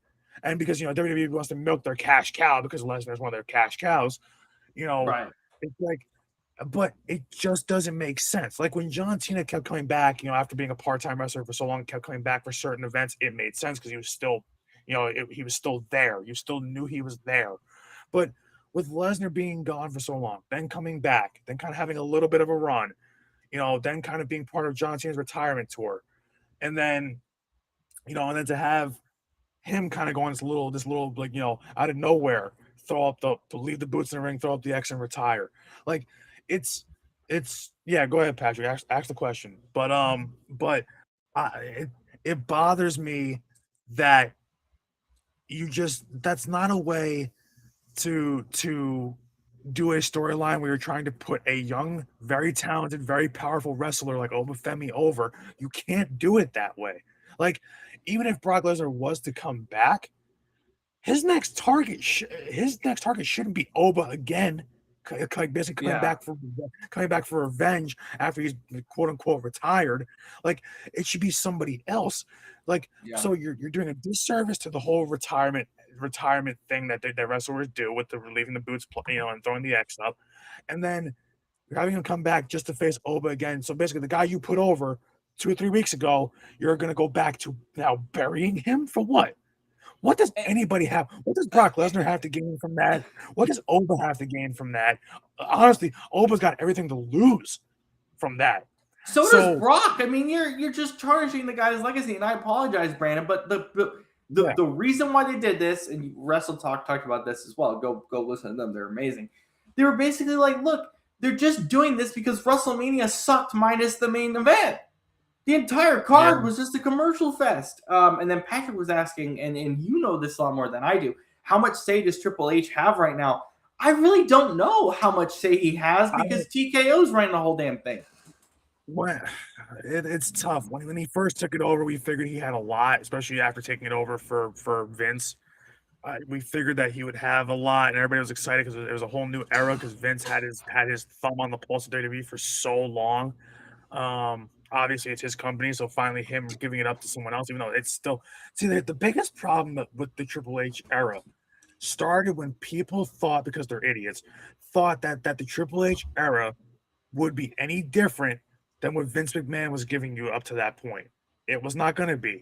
Triple H is basically an adopted McMahon. He's married to Stephanie.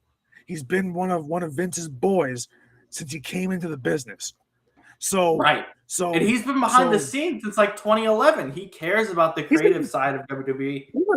ever since he became one of the main players in WWE, like in the late '90s, early 2000s. He's been behind the scenes in guys' ears. So Right. so the fact that people thought that the Triple H era would change things, that was dumb to think that. And not just that, but I think Triple H still has a good bit of pull because it is the company that he really helped skyrocket with the help of Vince, and also having that pull with the McMahons and being married to Stephanie and whatnot. It's still like his company. But the problem is that TKO and the shareholders are the ones really calling the shots. Yeah. And And that's the same thing they happening in the UFC because it's the same freaking company. Like it's the they, same thing. they don't they only care because it's a major corporation. And there's one thing about major corporations that we all know: they don't care about the fans or the consumer. They care about lining their own pockets and how much money they can profit with. Yeah. So wrestling is now suffering from that by selling out to TKO like they did years ago. So it that's why for me it's hard for me to, like, out of all the wrestling companies, there's WWE, there's AEW, TNA, which is technically still partnered with WWE, which I don't like. And And then then we have the new luchador thing in Mexico, which is looking yeah, pretty fun. it's not new. AAA has been around for a while, but you've got them, you've got NJPW, obviously in Japan. So you've got different companies, but this is why I prefer nowadays to watch. And the thing is, I've preferred it since the start because that's what got me back into wrestling. So AEW, I prefer that a lot more If than you than if you just look, and again, I'm now starting to get into AEW a lot more, and like their pay per view last week was sick apparently, but yeah, they do some crazy stuff.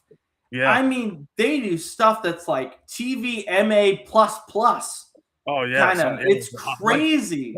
like they're not like people keep saying like oh that AEW is the one company that's bringing back like the Attitude Era. It's not the Attitude Era. They're bringing back the Ruthless Aggression, like the prime John Cena, Triple H, Undertaker era.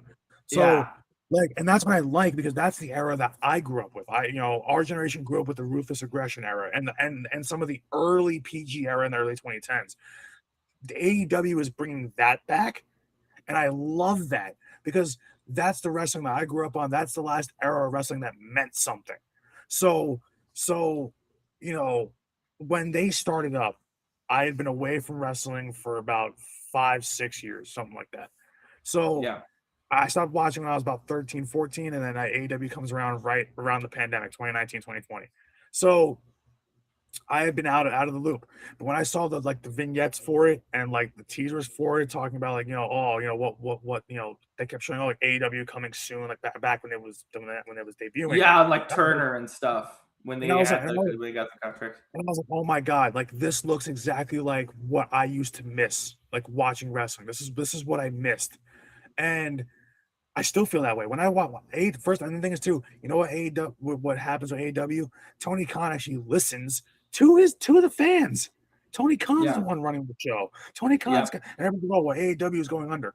No, it's not because Tony Khan's got a bunch of money. Their pay per views still sell well, and they still sell Pay out per view went arenas. crazy So, last week. The thing that I'll so say is like the Warner Bros. Merger is being a problem for them because I don't know what a they're little gonna bit. do in terms of the TV contract. Yeah, But aside of the TV contract, the actual like that's my one thing about wrestling. Like, make wrestling is supposed to be silly and fun. Like I yeah, saw last week, AEW posted a thing of this guy hitting people with a flipping vacuum. What? yeah. What? Like it's silly, it's stupid, it's kind of Like, childish, but that's the yeah, entire point of wrestling. It's supposed to be entertaining. like but It's that's the just thing is like entertainment.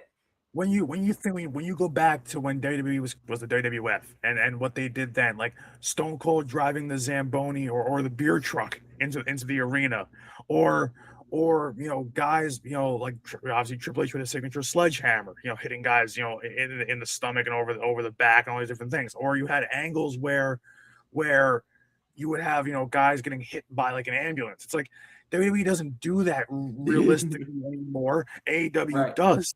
So, Do like, you my favorite thing that like sports in general has done all year is AEW teamed up with TGL and they rented out TGL, like they rented which is out the whole awesome. course, Which is and awesome. they freaking like on a golf course were like, let's fight on a golf course. Like what? Yeah.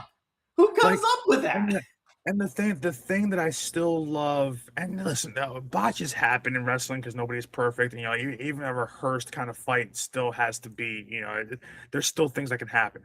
But AEW, the in-ring work between these wrestlers, not only because a lot of these guys have been there since the start of AEW, so they're familiar with each other, but these guys a lot of these guys have been in the business for a long time up until they joined AEW. So a lot of these guys are, even if they're younger, even if they're in their late 20s, early 30s, they've been in the business since they were 16, 17 years old. So they're Yeah, still they're and still that's the thing building too. what they do. And that's the thing too that I respect about AEW is there's actual wrestling development. Like you can make an Yeah, argument that they're actually developing the wrestlers better than NXT has in the past 5 years. yeah, like Because NXT is AEW. like, well, other than 2014, 20 or 2014 and 2017, but like I would argue it's better than NXT. If NXT should you be doing a lot more. if you watch if you watch AEW, you watch some of the young stars that have come through AEW that the WWE like really wants. Like they wanted Powerhouse Hobbs. They got him, and they renamed him Royce. Was that Royce Keys or something like that? Um, which doesn't make sense. They're not using him correctly. Like I barely even heard about him since he left AEW. That's how bad WWE is not using him. They're just using him as a They're typical not promoting. They're not promoting anybody except if you're like on the very, very top, because that's because what sells for yeah. TKO. And put it this way: when it comes to WWE, they take AEW guys when their contract is up, and if those guys want to leave AEW, they'll take them, and then you'll never hear from them again. So like, Right. so Yeah. like Ricky Starks was over, and not totally over, but Ricky Starks was over in AEW, leaves AEW, goes to WWE, they rename him Ricky Saints and all this different stuff. I haven't heard or seen about him outside of when he debuted in WWE when he finally left AEW. He got a massive, reaction and whatever. Since then, not a peep. Crickets. Powerhouse Hobbs, same thing. Like, I just, you know, and the thing is that's why I love guys like MJF, because MJF, despite being one of the best heels in wrestling, if not the best heel in wrestling right now probably in the last decade, MJF is a loyal AEW guy. He's one of those guys that loves the business, that maintains the idea of kayfabe, that that truly believes in the work that he does. And I mean, that's why I'm going to go see him this Sunday. He's going to be wrestling down in Rahway, which is 45 minutes from my house. I'm going to be Fun. going. Have a good I'm time. gonna be, I'm gonna be go seeing him in the main event down in Rahway at this promotion called WrestlePro. But also, that's also what I'm saying too, is like instead of WWE and all their crap and all their glitz and glamour and all their Hollywood bullshit, I would rather go see AEW, GCW, WrestlePro, like all these indies, because A, they give a damn about their product. B, these wrestlers believe in what they're doing, and C, it's just a way better price point for a good product, for a better product. Yeah, AEW is pretty expensive for 100 level, but even then, I would argue it's more reasonably priced than WWE It because still is WWE is like better. insane. Yeah. Yeah, it still blows it If away. you if you want to Yeah, sit, not floor, but if you want to sit like where me and my buddies have sat for AEW Full Gear, because Full Gear is the big pay-per-view that comes to Jersey every year, and they right. go to the Rock, and you know that I've sent you guys pictures, Yep. Yep. and so Full Gear is basically AEW's Jersey pay-per-view more or less, and Yep. so and Full Gear is one of their bigger pay-per-views overall. Like Full Gear is one of the best pay-per-views that AEW puts on. That reminds me, we should watch All In this year because now I'm intrigued. Now I want to watch AEW All In this year. We should watch it. The next one coming up is Forbidden Door. I think it's Yeah, Forbidden Door. I think All In's like in August or something. We should watch that. It's something like that. Yeah. But Yeah, I'm down for I'll that. double check. But because now I'm curious. Now I want to see what their WrestleMania equivalent is, which is All In. I want to see what that's like. I think it's AEW's equivalent WrestleMania, I think it's All In. It's All In. It might be All In. I think it is. It is All In because they're in Wembley. Yeah. Yeah, I think all in is their biggest one. Yeah. August 30th. Yeah. August 30th. I'm in. Let's watch this thing. I want to see what this is. Yeah, full gear is like they're really to me, from what I know about it, Full Gear is like their second or third biggest one. It's massive. Their All or Nothing last week was awesome from what I've heard from people. Is that it was sick. But the thing is like I can sit right where the hard cam is, so we can be on TV like we were for Full Gear. I can literally sit with my friends and be right in the TV crosshairs. So literally, like 12 rows up from the floor, sitting in the stands for $150. Whereas if that was WWE, that would be $450. Screw that! Like, it's like 1,000 right now to even sit in that level. Yeah. Probably even more. Yeah, probably even more. Just being generous. But AEW is just, I'd rather pay $150 to sit that close, and also you get more wrestling. You get 5 hours of a show. WWE gives you 2.5. 2.5 and 3 hours and 40 minutes of advertisements. Like I'll be real. Is Raw or SmackDown even important? Like, you don't have to watch Raw or SmackDown like at all. They used to be growing up. You don't have to like at all. I have Netflix and I don't watch Raw. I have I don't watch Raw at all. I have USA. I don't watch SmackDown at all. I record it. I don't watch it. Yeah, because the last time that Raw and SmackDown were truly important, like, or if you missed something, you'd be like, "Oh crap, I have to find a way to go back and see it." Was back during the early PG era, so the early 2010s. After that, you could watch Raw or SmackDown like maybe once or twice and figure out a whole storyline just based off 2 or 3 episodes and never have to watch it until the pay-per-view. Yeah, and that's my thing. So the funny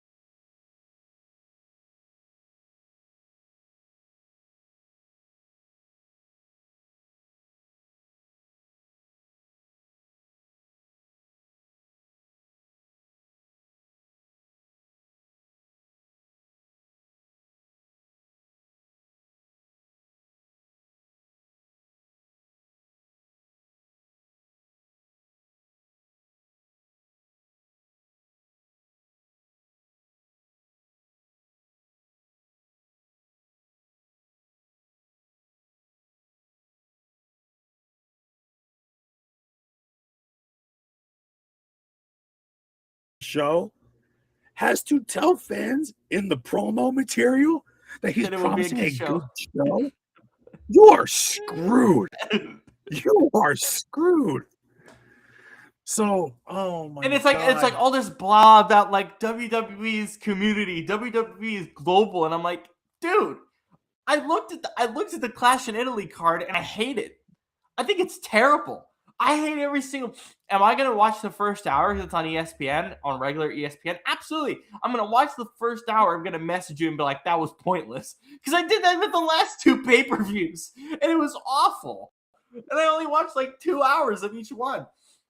I'm WWE just tires me to no extent because I'm just like they're WWE is global, but my God, they are really hurting wrestling by doing some of the dumb crap that they do. It's entertaining And it's for just me like, as a casual fan because it's like, oh my god, I can't believe someone's this stupid to yeah, do but this. it's I I this is why I said even when AEW started, I said to people, finally, WWE has real competition again for the first time since WCW, and AEW basically is a WCW basically counterpart because AEW it has uh the same lead announcer. Tony Schiavone was the WCW lead announcer for many years. Um, and Yeah, it was also on Turner. So yeah, just like AEW is. So like but AEW is just everything about it and the decisions that they're making. Everybody's like, "Oh, it's just gonna be another WCW. It's gonna dry out and die." It's like, no, it's not, because Tony Khan's got more money than God, and B, people are still showing up to this. And when they do make a mistake with a storyline, they quickly get rid of it and pivot to something else, which is smart. yeah. Yeah. So And so which WWE, is a, like, it's funny because WWE, I don't know, I think you saw this like last year, 2 years ago. They were on LinkedIn and all these random websites. They're like, we're looking for a new like writer. Who do they yeah. hire? Because I'm like, these storylines are terrible, and I don't even follow the thing. I don't understand what It, we're doing here, man. it will never, Rob. It will never make sense to me. It will never, ever make sense to me. I, I, as someone who's fallen in and out of love with wrestling for various reasons, for it to be, for WWE to be where they're at, and I don't understand why there are still people grown like people who are 40, in their late 30s into their 40s, who still watch, and the thing is, the only thing they watch is WWE. You remember the Attitude Era. You remember the Ruthless Aggression Era. You remember guys even before that, like Hogan, like a Ric Flair, whatever it is. Why are you still supporting a crap product? Because Well, WWE is. my whole thing with WWE is like I'm now just kind of starting to get into it just because I'm curious on how the business operates and all these different things. WWE was a good starting point, and I realized, oh, this is crap. I'm gonna start listening to more AEW stuff and just getting a sense of what that looks like because it's so when much yeah, better. when you get that world view of like, okay, you got WWE's talking points, AEW's talking points. You can go back and watch WCW stuff on YouTube. Uh, I Well, go back and the thing that and I heard the wrestle talk guys talk about, and I agree. WWE to me just feels the same. I like watching a bit of Backlash, watching a bit of WrestleMania. I'm like, every match feels the same, and then oh, here's one match with a bunch of wrestlers, quote unquote, not entirely, because there's some good celebrity wrestlers out there. I don't think Speed and Logan Paul are necessarily awful. They train, they do what they do, but it's like no, celebrities just to get clicks from 15-year-olds doesn't help your product because no, and 15-year-olds drop in and out of things all the time. And they put those matches on ESPN, and I'm like, even Brock Lesnar retiring, it was on ESPN. I didn't care. I was like, okay, cool, he retired, and it wasn't even a talking point on national media the next day.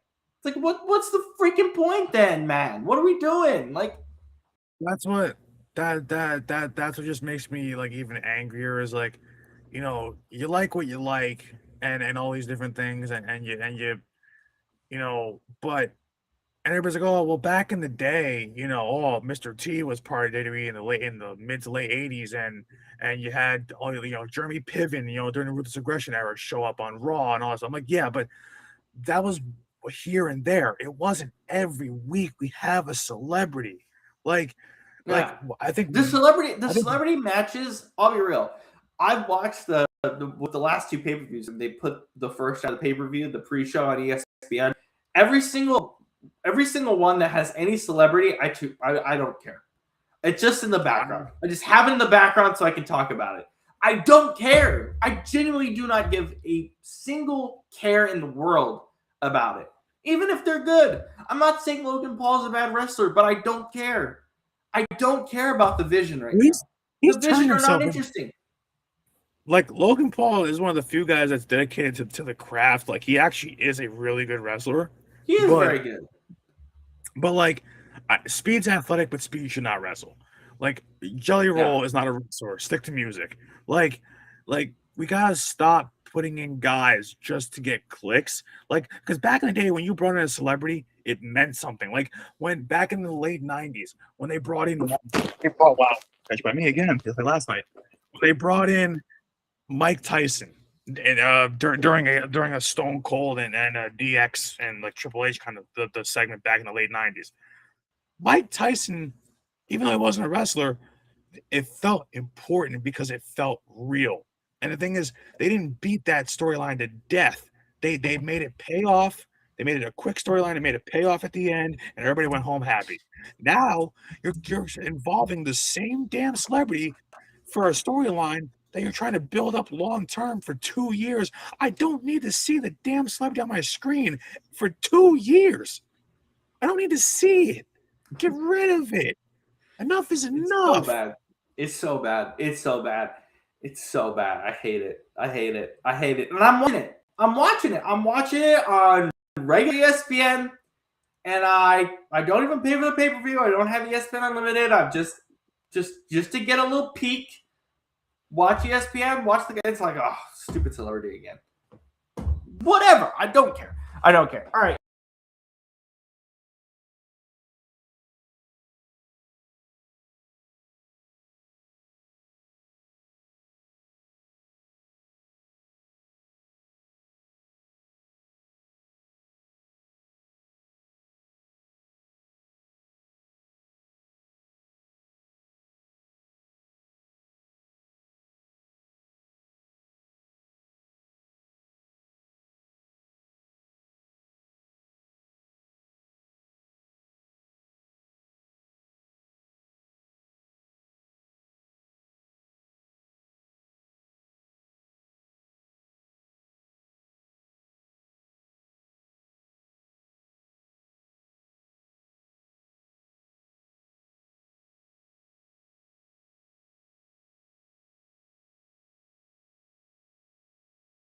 And the greatest thing in the world happened. Which is, so Olympic runners in particular, like they're going to probably be in 2028, said, yeah, I'll do the enhanced games. Give me the money.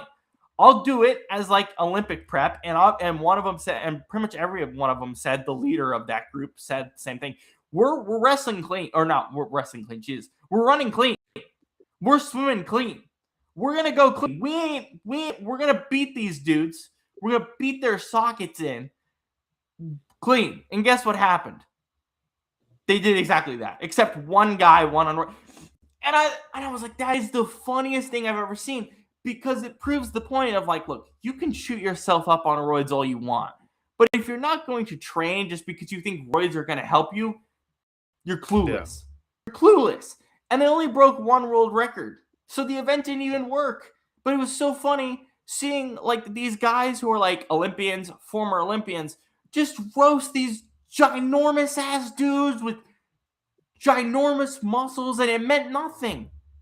Yeah. It was hilarious. Yeah. It was amazing, dude. And I want to say to anybody listening, we're not endorsing roids because they are bad for you eventually in the long run. Oh yeah, and that's part of the point. Even if they approve roids are bad for you, and these guys are all muscled up like crazy for no reason. And yes, for those that also understand baseball, especially roids. You still have to train on them. We're not saying that that roids, you just take a bunch of roids and hit a bunch of home runs and whatever. But still, when baseball players in the past who have been on roids, especially ones who were good without them, take roids, it does help you hit more home runs and more power, etc. It does help with that. But but to have a Random whole people game, know. but yeah, random people, no, They and the just put fact that these random people on roids, and only one of it worked like because they're idiots. I I wish I could understand just I understand that billionaires have a bunch of money, but this is the beginning of these horror movies that you see where billionaires just pay for exotic things that they should not that they should not have or have access to. And it's this is a problem because it's funny on the surface, but this will get worse. They will keep pushing the envelope down the road, and this is gonna Yeah, get worse. And I'm yeah. like, oh, this is The just it's so not the it's so funny not part right. is these clean athletes, these former Olympians, these Olympians that we're going to see in 2028, they made bank doing nothing. They made bank running at half speed, swimming at half speed. It was so funny. And then the coverage was terrible. It cut out all the time. The camera angles were terrible. It's like, bro, you're spending over $1 billion for that? Just to prove a stupid point, just to sell stupid supplements and whatever? What are we doing? I don't know. I mean, the premise sounds cool and quirky and funny on the surface, but my God, how that ever got the green light to go? How that ever got? We're living in a simulation. We We're are. living in absurd We are. times.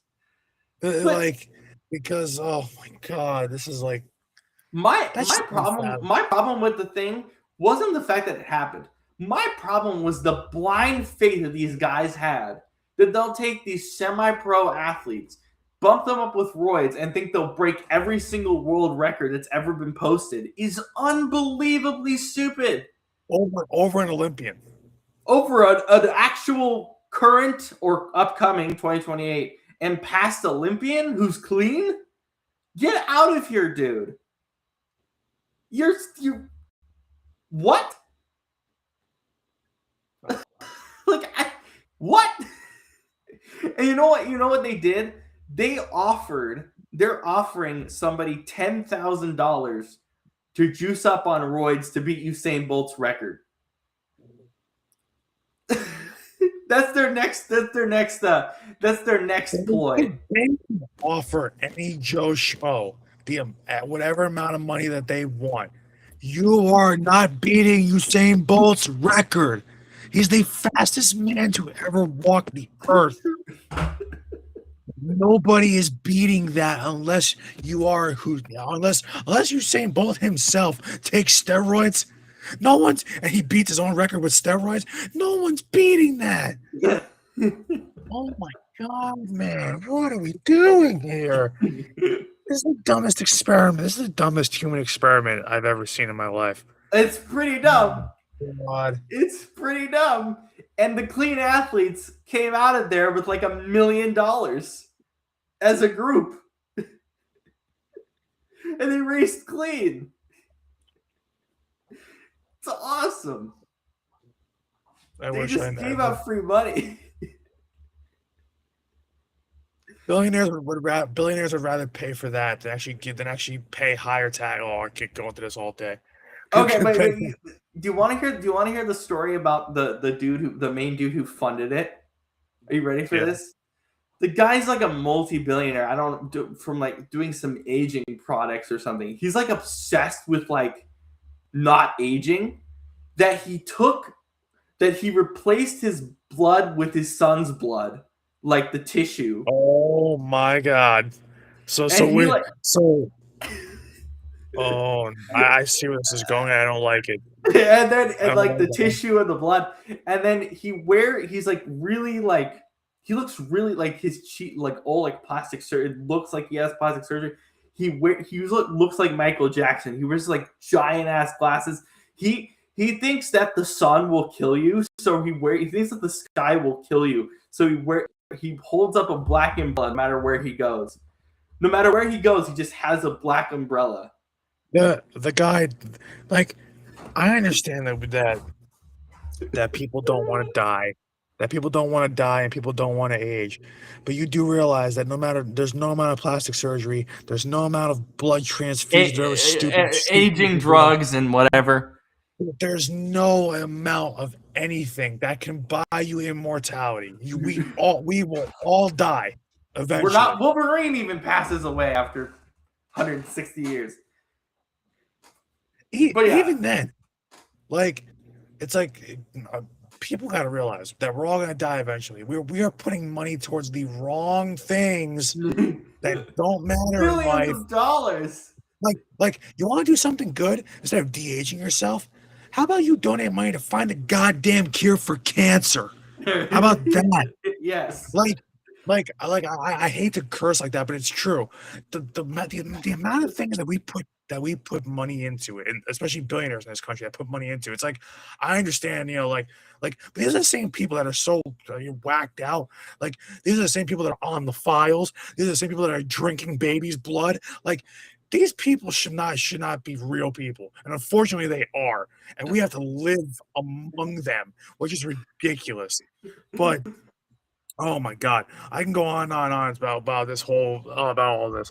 This is wrong on so many levels. It's stupid. It is one of the dumbest things I've ever heard in my entire life. And when I heard about it, I lost it because I thought it was like, oh, these random billionaires just funding them. Nope. They're trying to promote fake de-aging bullshit drugs and I can't, man.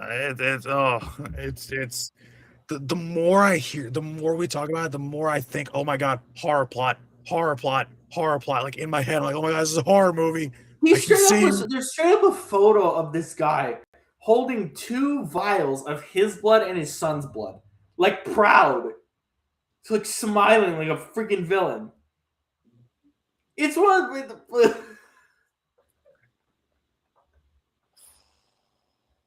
It's so funny.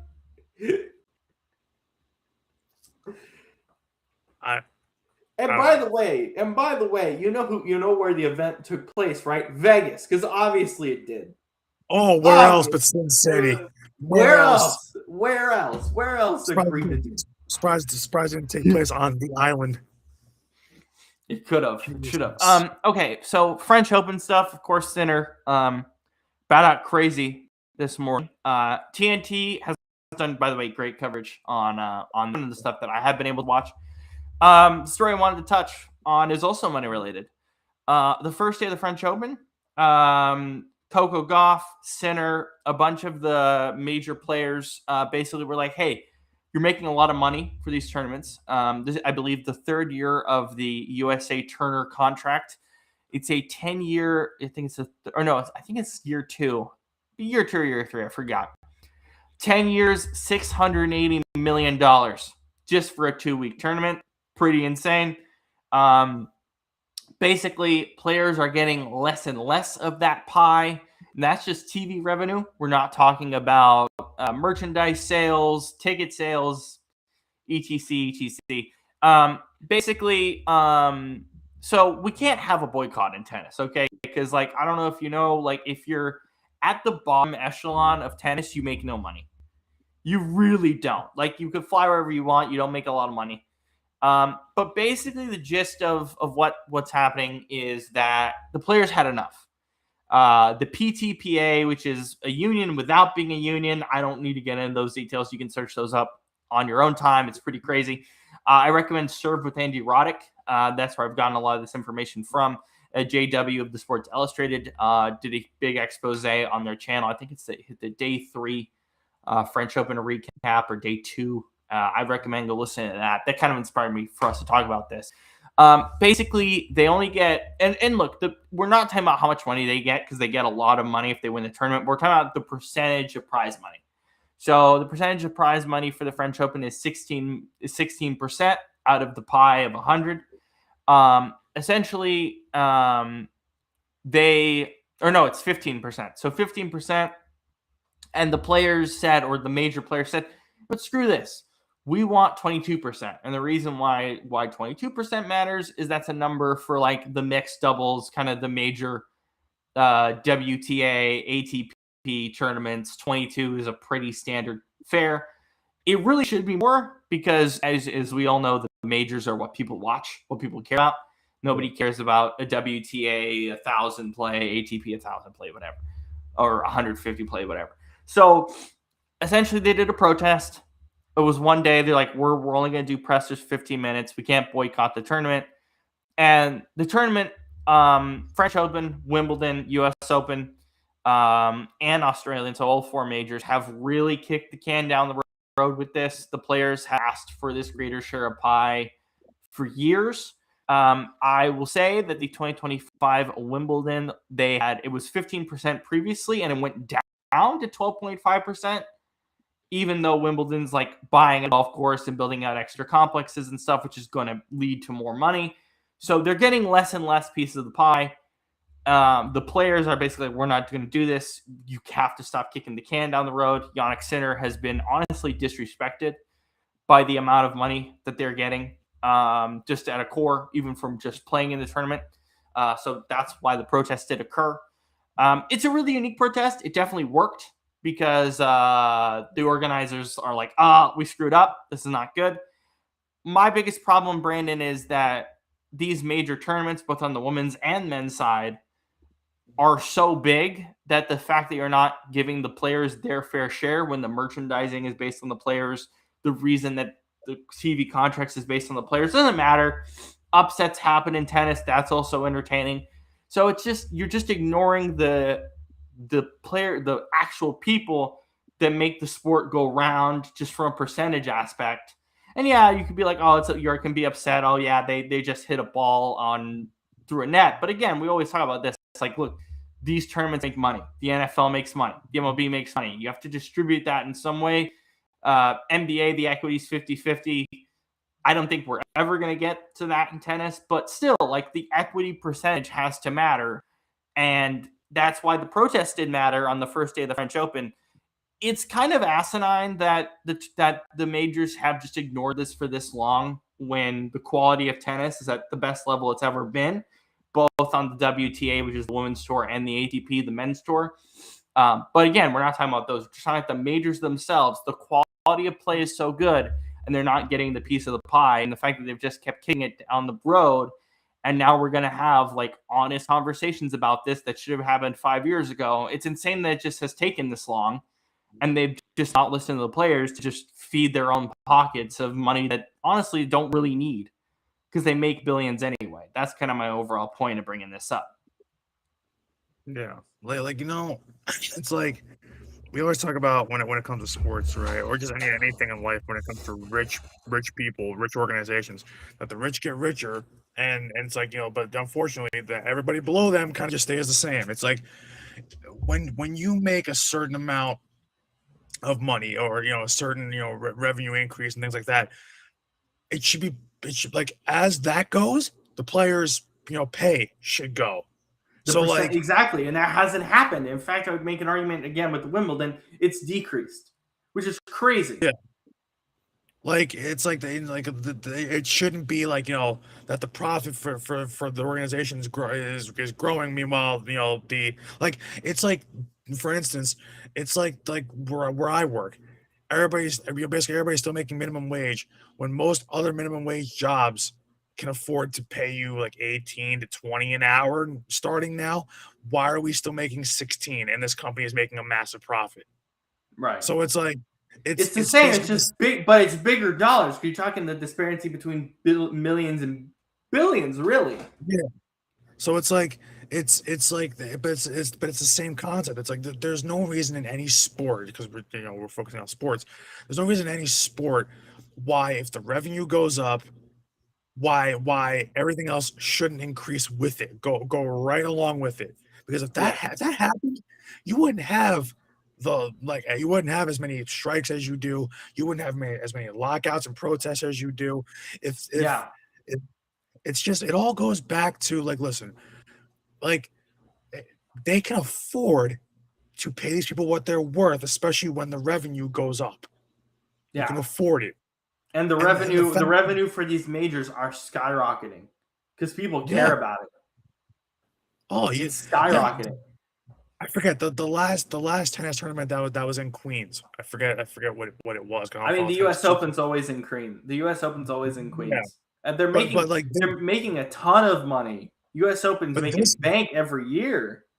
yeah, this year's version of it though, I saw so many people posting that they were there, they went to it, they were watching the matches, etc. Like it made a ton of money, and I'm like, okay, that's pretty cool. Like, so you can see that the game is big, and it's Yeah, continuing to still grow. So it's it sucks when you're not seeing these players get paid what they're worth, or at least not so much what they're worth, but as equivalent to what the revenue increase is. right. So it's at least that should be happening. It's It not. matters for the players at the bottom, the players that are able to wild card qualify for a U.S. Open. You know, that's just qualifying as a wild card. You make, you know, sometimes double or triple what you would make on the regular tour. Yeah, But the pie has to matter across the board because we can't, like, and the biggest thing with tennis really is that the people at the bottom who are struggling to find their way up the ladder, you're just putting them in a horrible position because these major tournaments is the majority of their yearly revenue. So it yeah. should matter what you give them if you qualify. It should matter. Yeah, You would, but yeah, that's the part that I don't understand. It's like if you're making more money, as you said, it needs to do something. It needs to go up. It yeah. doesn't need to go It down. needs to go. It needs to go like this. It can't. It can't go like this. Yeah.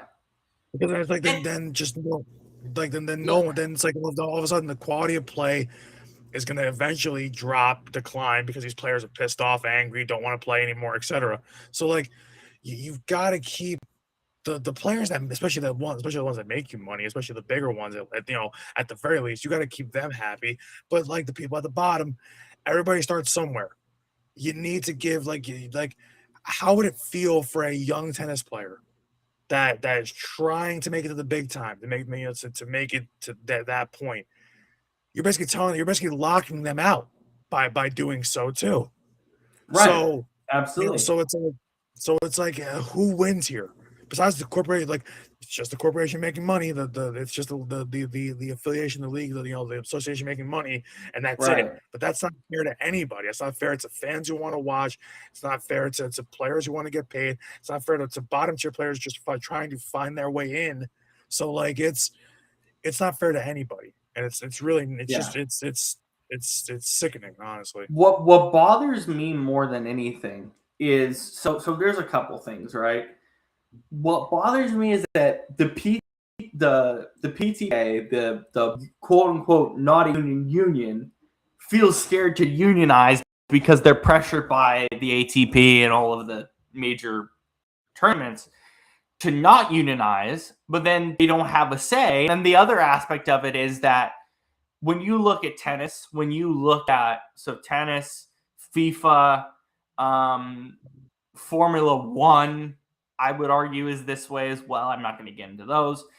These, when you're talking about the Olympics, world sports organizations have a lot of their ability to lobby, their ability to, get political favors, do all these different, like, all this stuff. And the money just goes back to them. They're not giving it to the people that actually play the matches, play the games. Where the money goes back to them, and they feel entitled to keep that money growing.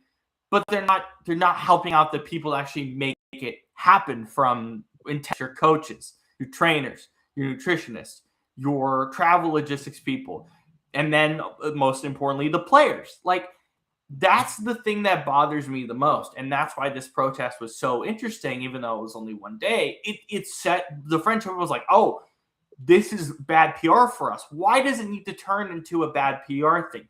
As you said earlier, what bothers me the most about this thing and why I wanted to bring it up with you is on the show is that what bothers me is like you make so much money. What's the harm of losing a billion, 500 million, 600 million to benefit the people that actually create the product? What's the harm in that? You're so blinded by we need to make more money when you can make a better product if the money goes in the right directions. Yeah. And then the last point I'm going to make. So Wimbledon, they're buying out the golf course across the street to basically create more matches, to create more stanchions, more arenas, essentially, more things for the fans, stuff, whatever. And so that's also what makes what the tennis, the PTPA, and the players in general at the top end are doing this, but not only for the younger players, that, hey, Wimbledon's getting this huge upgrade. We need a piece of that pie too, because Wimbledon's the most important major. It's the most historic major. You can't give us less of the pie. You can't do that anymore. We can't allow this because you're upgrading the facilities to help us. But giving us an extra gym, what we're gonna bow down to just because you gave us an extra gym? No, extra gym is $1,000. No, $100,000. Who cares? It's apples and oranges. Apples and oranges. Jesus, my voice. Yeah. Anyway, it's ridiculous. Anyway, go on from there. Like, it's ridiculous to me. It's ridiculous.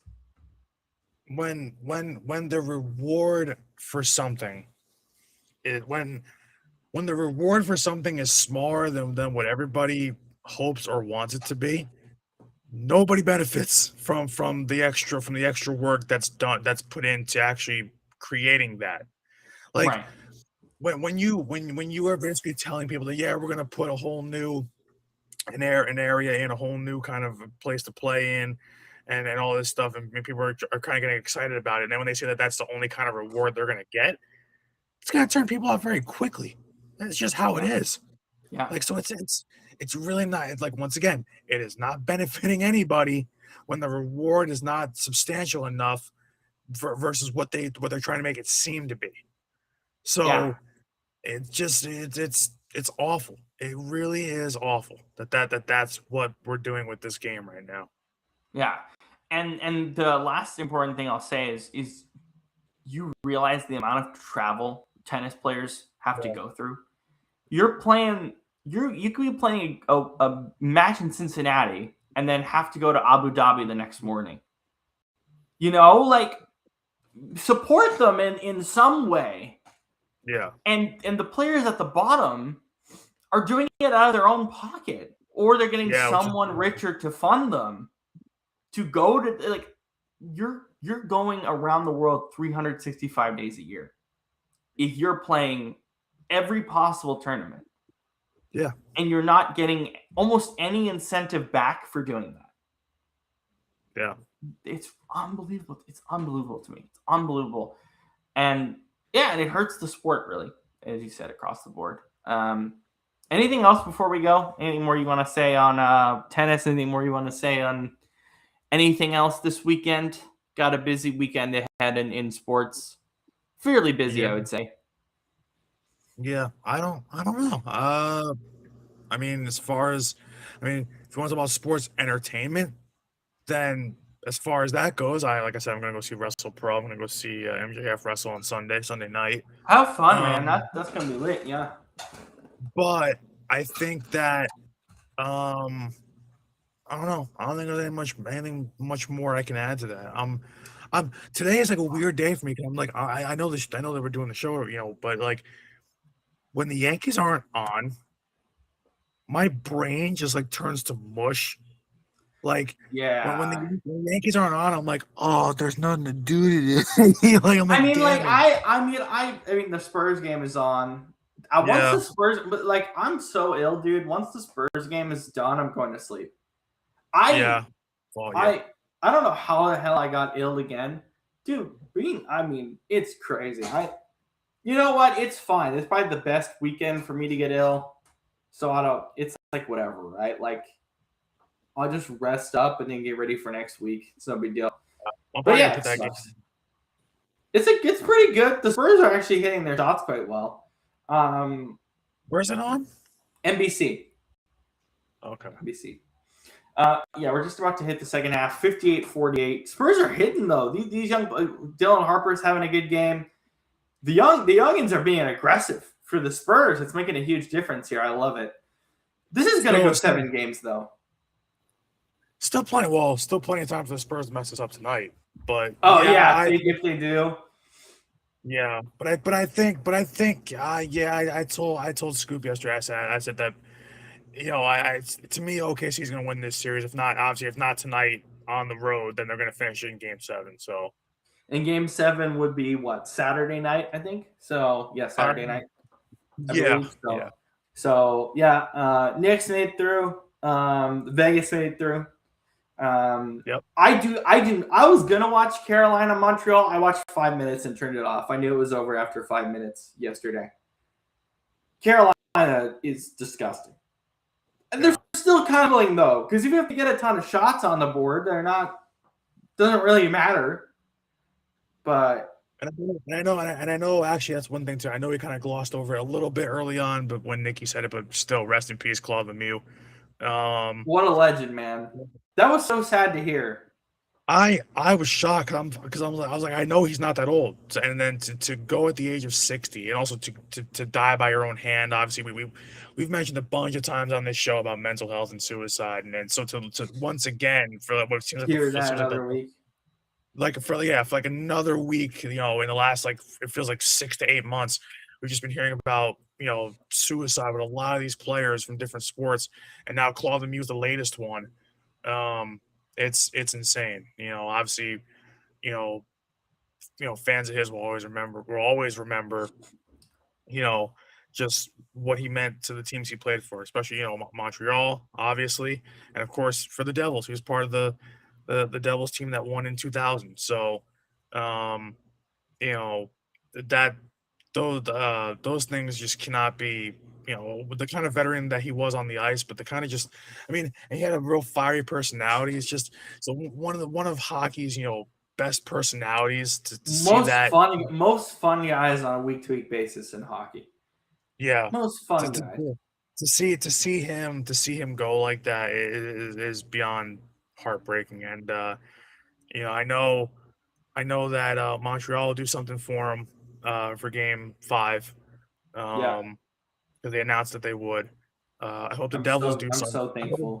I hope the Devils do something also. So, but yeah, man, that's tough, and it stinks we have to kind of end on that kind of little sad note. But it's becoming a common theme in sports, and it's not all right. So it's kind of important that we kind of solve this not solve it, but get to the bottom of this crisis and figure out how we can kind of uplift help people and stop them from doing stuff like that. So yeah, I've said my piece repeatedly on my story and my journey on things, and I assume it's not so different than these players and coaches and staff and pretty much anybody who's struggling with suicide and depression. I don't think it's that much different. So it is painful to see. Yeah, I don't know what more we could say that we've already said on this show, but it definitely it puts the spotlight on it in a really wrong way, sadly, and that's what hurts me the most. I think is the as much as I think about it and as much as it hurts me on a day-to-day basis. I wish more people had the strength, not just to talk about it, but just realize that it's one part of your brain that says something that isn't true, and you're stronger than it, even if it doesn't seem that way. Yeah, and that hurts me to realize. I will say this too, and not to delegitimize it for everybody, but it is true that men do kill themselves at a much higher rate than women. And and a lot of it is unfortunately is there's just a lot of negativity on social media and just across the board when it comes to dating, when it comes to friendships, when it comes to self-confidence. It has been, people unfortunately, I've been guilty of this, especially recently. Algorithms kind of preaching the wrong viewpoint on things. Yeah. And it bothers me a lot. It bothers me a lot. It hurts. And yeah, I don't know. I'm in a lot of pain to see that as someone who goes through it every day, but tries to kind of put themselves in a position where it's like, okay, just get to tomorrow. One thing I'll say, I'm watching a lot of mental health, suicidal, like just general content about how to get better and stuff. And I'll say this because I heard this from, I forgot his name, so I apologize. One of the British people that I listened to about this. Um, he said you can always do it tomorrow. I know it sounds like the most counterintuitive thing, but you can always wake up tomorrow and you can say that every day, and then things are gonna get better. Yeah. As hard as it is, but there's a lot of strain. There's a lot of strain, and I feel the strain. We all feel a lot of strain with what's happening globally, and so I understand how it can feel overwhelming, but it does hurt to see that. I think that's kind of the best way I can put it. Other news things that we missed. Shams Charania reported Knicks center Mitchell Robinson has suffered a broken right pinky finger, and there's no timetable for his return. So maybe we see him game 3, I would think. And then NFL cutdown day got moved. It's normally the following Tuesday. It got moved up to Sunday, August 30th. So kind of interesting. They moved up the cut to basically right at that end of the week of preseason week 3, pretty much. So we'll see how that affects players and how that affects decision making. That's a pretty quick turnaround. Yeah. For these guys, but of course we're a long way away from that. Wait, so we'll see. Real quick, did Shams announce that today? What the Mitchell Yeah, Robinson that was thing? 2 hours ago. 2 hours ago, Oh, Shams Charania. Yeah, because I almost felt like giving misleading information because I didn't know that he broke his pinky. He broke that 2 hours ago. Now, no timetable for return means he comes back game 1 or he comes back game 3. But the knacks he's gotten, I mean. Yeah, I was gonna say with a broken pinky, I'm assuming game 3. I'm not gonna say game 1. Yeah, game 1 or game 2. Which would be disastrous because if whoever makes out of this series, that's a big loss for the Knicks for if he's out till game 3. It's a big loss. It's big. Massive. Are you excited for a game 6 if we get game 6 Knicks and I think it's like a French game at MetLife at the same time? It's gonna be at the same time. Yeah, I'm not looking forward to that. Please, God, no. You're not gonna be able to leave your house on that Saturday. I won't. No, honestly, the whole World Cup, I won't be able to leave my house. So I really want to know. I really want to know that first week when you have matches, how long it takes you to get to work. Oh my God, a freaking 5-minute drive will take me 15. It'd be stupid. Oh I can't, God. man. I'm not excited for it. I'm really not. It's crazy. I'm gonna be even in an even worse mood if Portugal doesn't even. I mean, they will make past the group stage, but let's say they don't, and I have to suffer through the rest of the World Cup. Oh my God. Oh my God. I mean, you are gonna make it through. I would presume. But we'll see. But like, or if we get knocked out like early, like I expect us with how good Portugal is and how them being one of the most dominant countries in this tournament, I expect them to at least get to the round of 16, or I expect them to at least, or you know what? Not even that. Screw it. Give me semifinals. Just get to the semis, please. Get there. Get Have there. the whole entire world explode. I'll say this though: if you need every team in this World Cup who needs to be competitive needs to go for that number one. Because we looked at the teams who might be going out from the 3 side. Oh my God, you need a 1. He's getting matched up with a 3. Oh my God, even a low 2, you're pretty good. Anyway, well, I think that's all we have. Thank you for spending 2 hours and 30 minutes with us. How long did you go yesterday? Did you go about like 2 hours or so? It was about 2. Yeah. I can't remember exactly, but it was about 2. We're about to turn Scoop Show sideways when the World Cup starts. Yeah, I know. He's gonna be confused as all hell.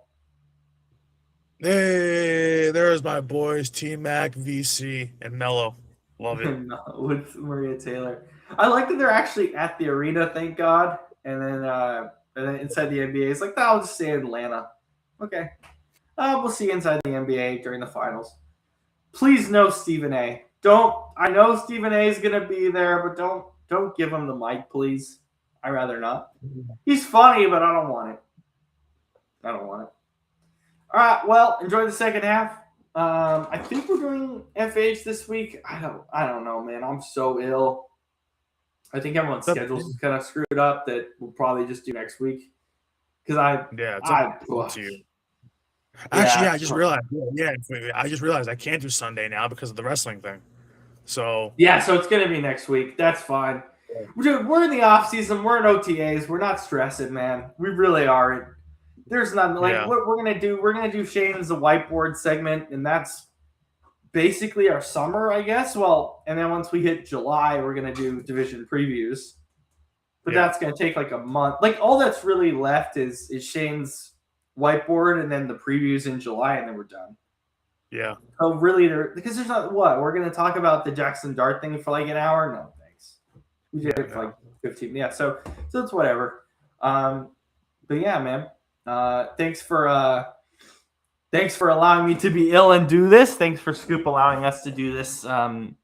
Me literally dying and still finding a way to do it. Go get your Lion coffee. I just finished mine right here. Code Patrick10 HawaiiCoffee.com/coffee for the coffee stuff. It's amazing. Okay, go get your coffee. Go enjoy it. Patrick's been sending me a ton of super funny golf videos. I've never been more entertained by golf in my life. So props to Patrick. Sorry I haven't been able to get back to you as quick as I've been able to because, again, I've been ill and busy as heck. But, yeah, man. We'll see you next week. We'll do Champions League final. We'll do some Clash in Italy stuff, probably some baseball stuff. We'll see how the NBA finals go, Stanley Cup finals goes. We'll probably just run through all of that next week. But we'll see you then. Thank you to Brandon. Thank you to Scoop for allowing us to run through today, and Kenny and the whole crew. And we'll see you next week. Hopefully with me being at least at a 90% clip instead of 65. But we'll see how we go. Thank you again. Peace. Peace, everybody.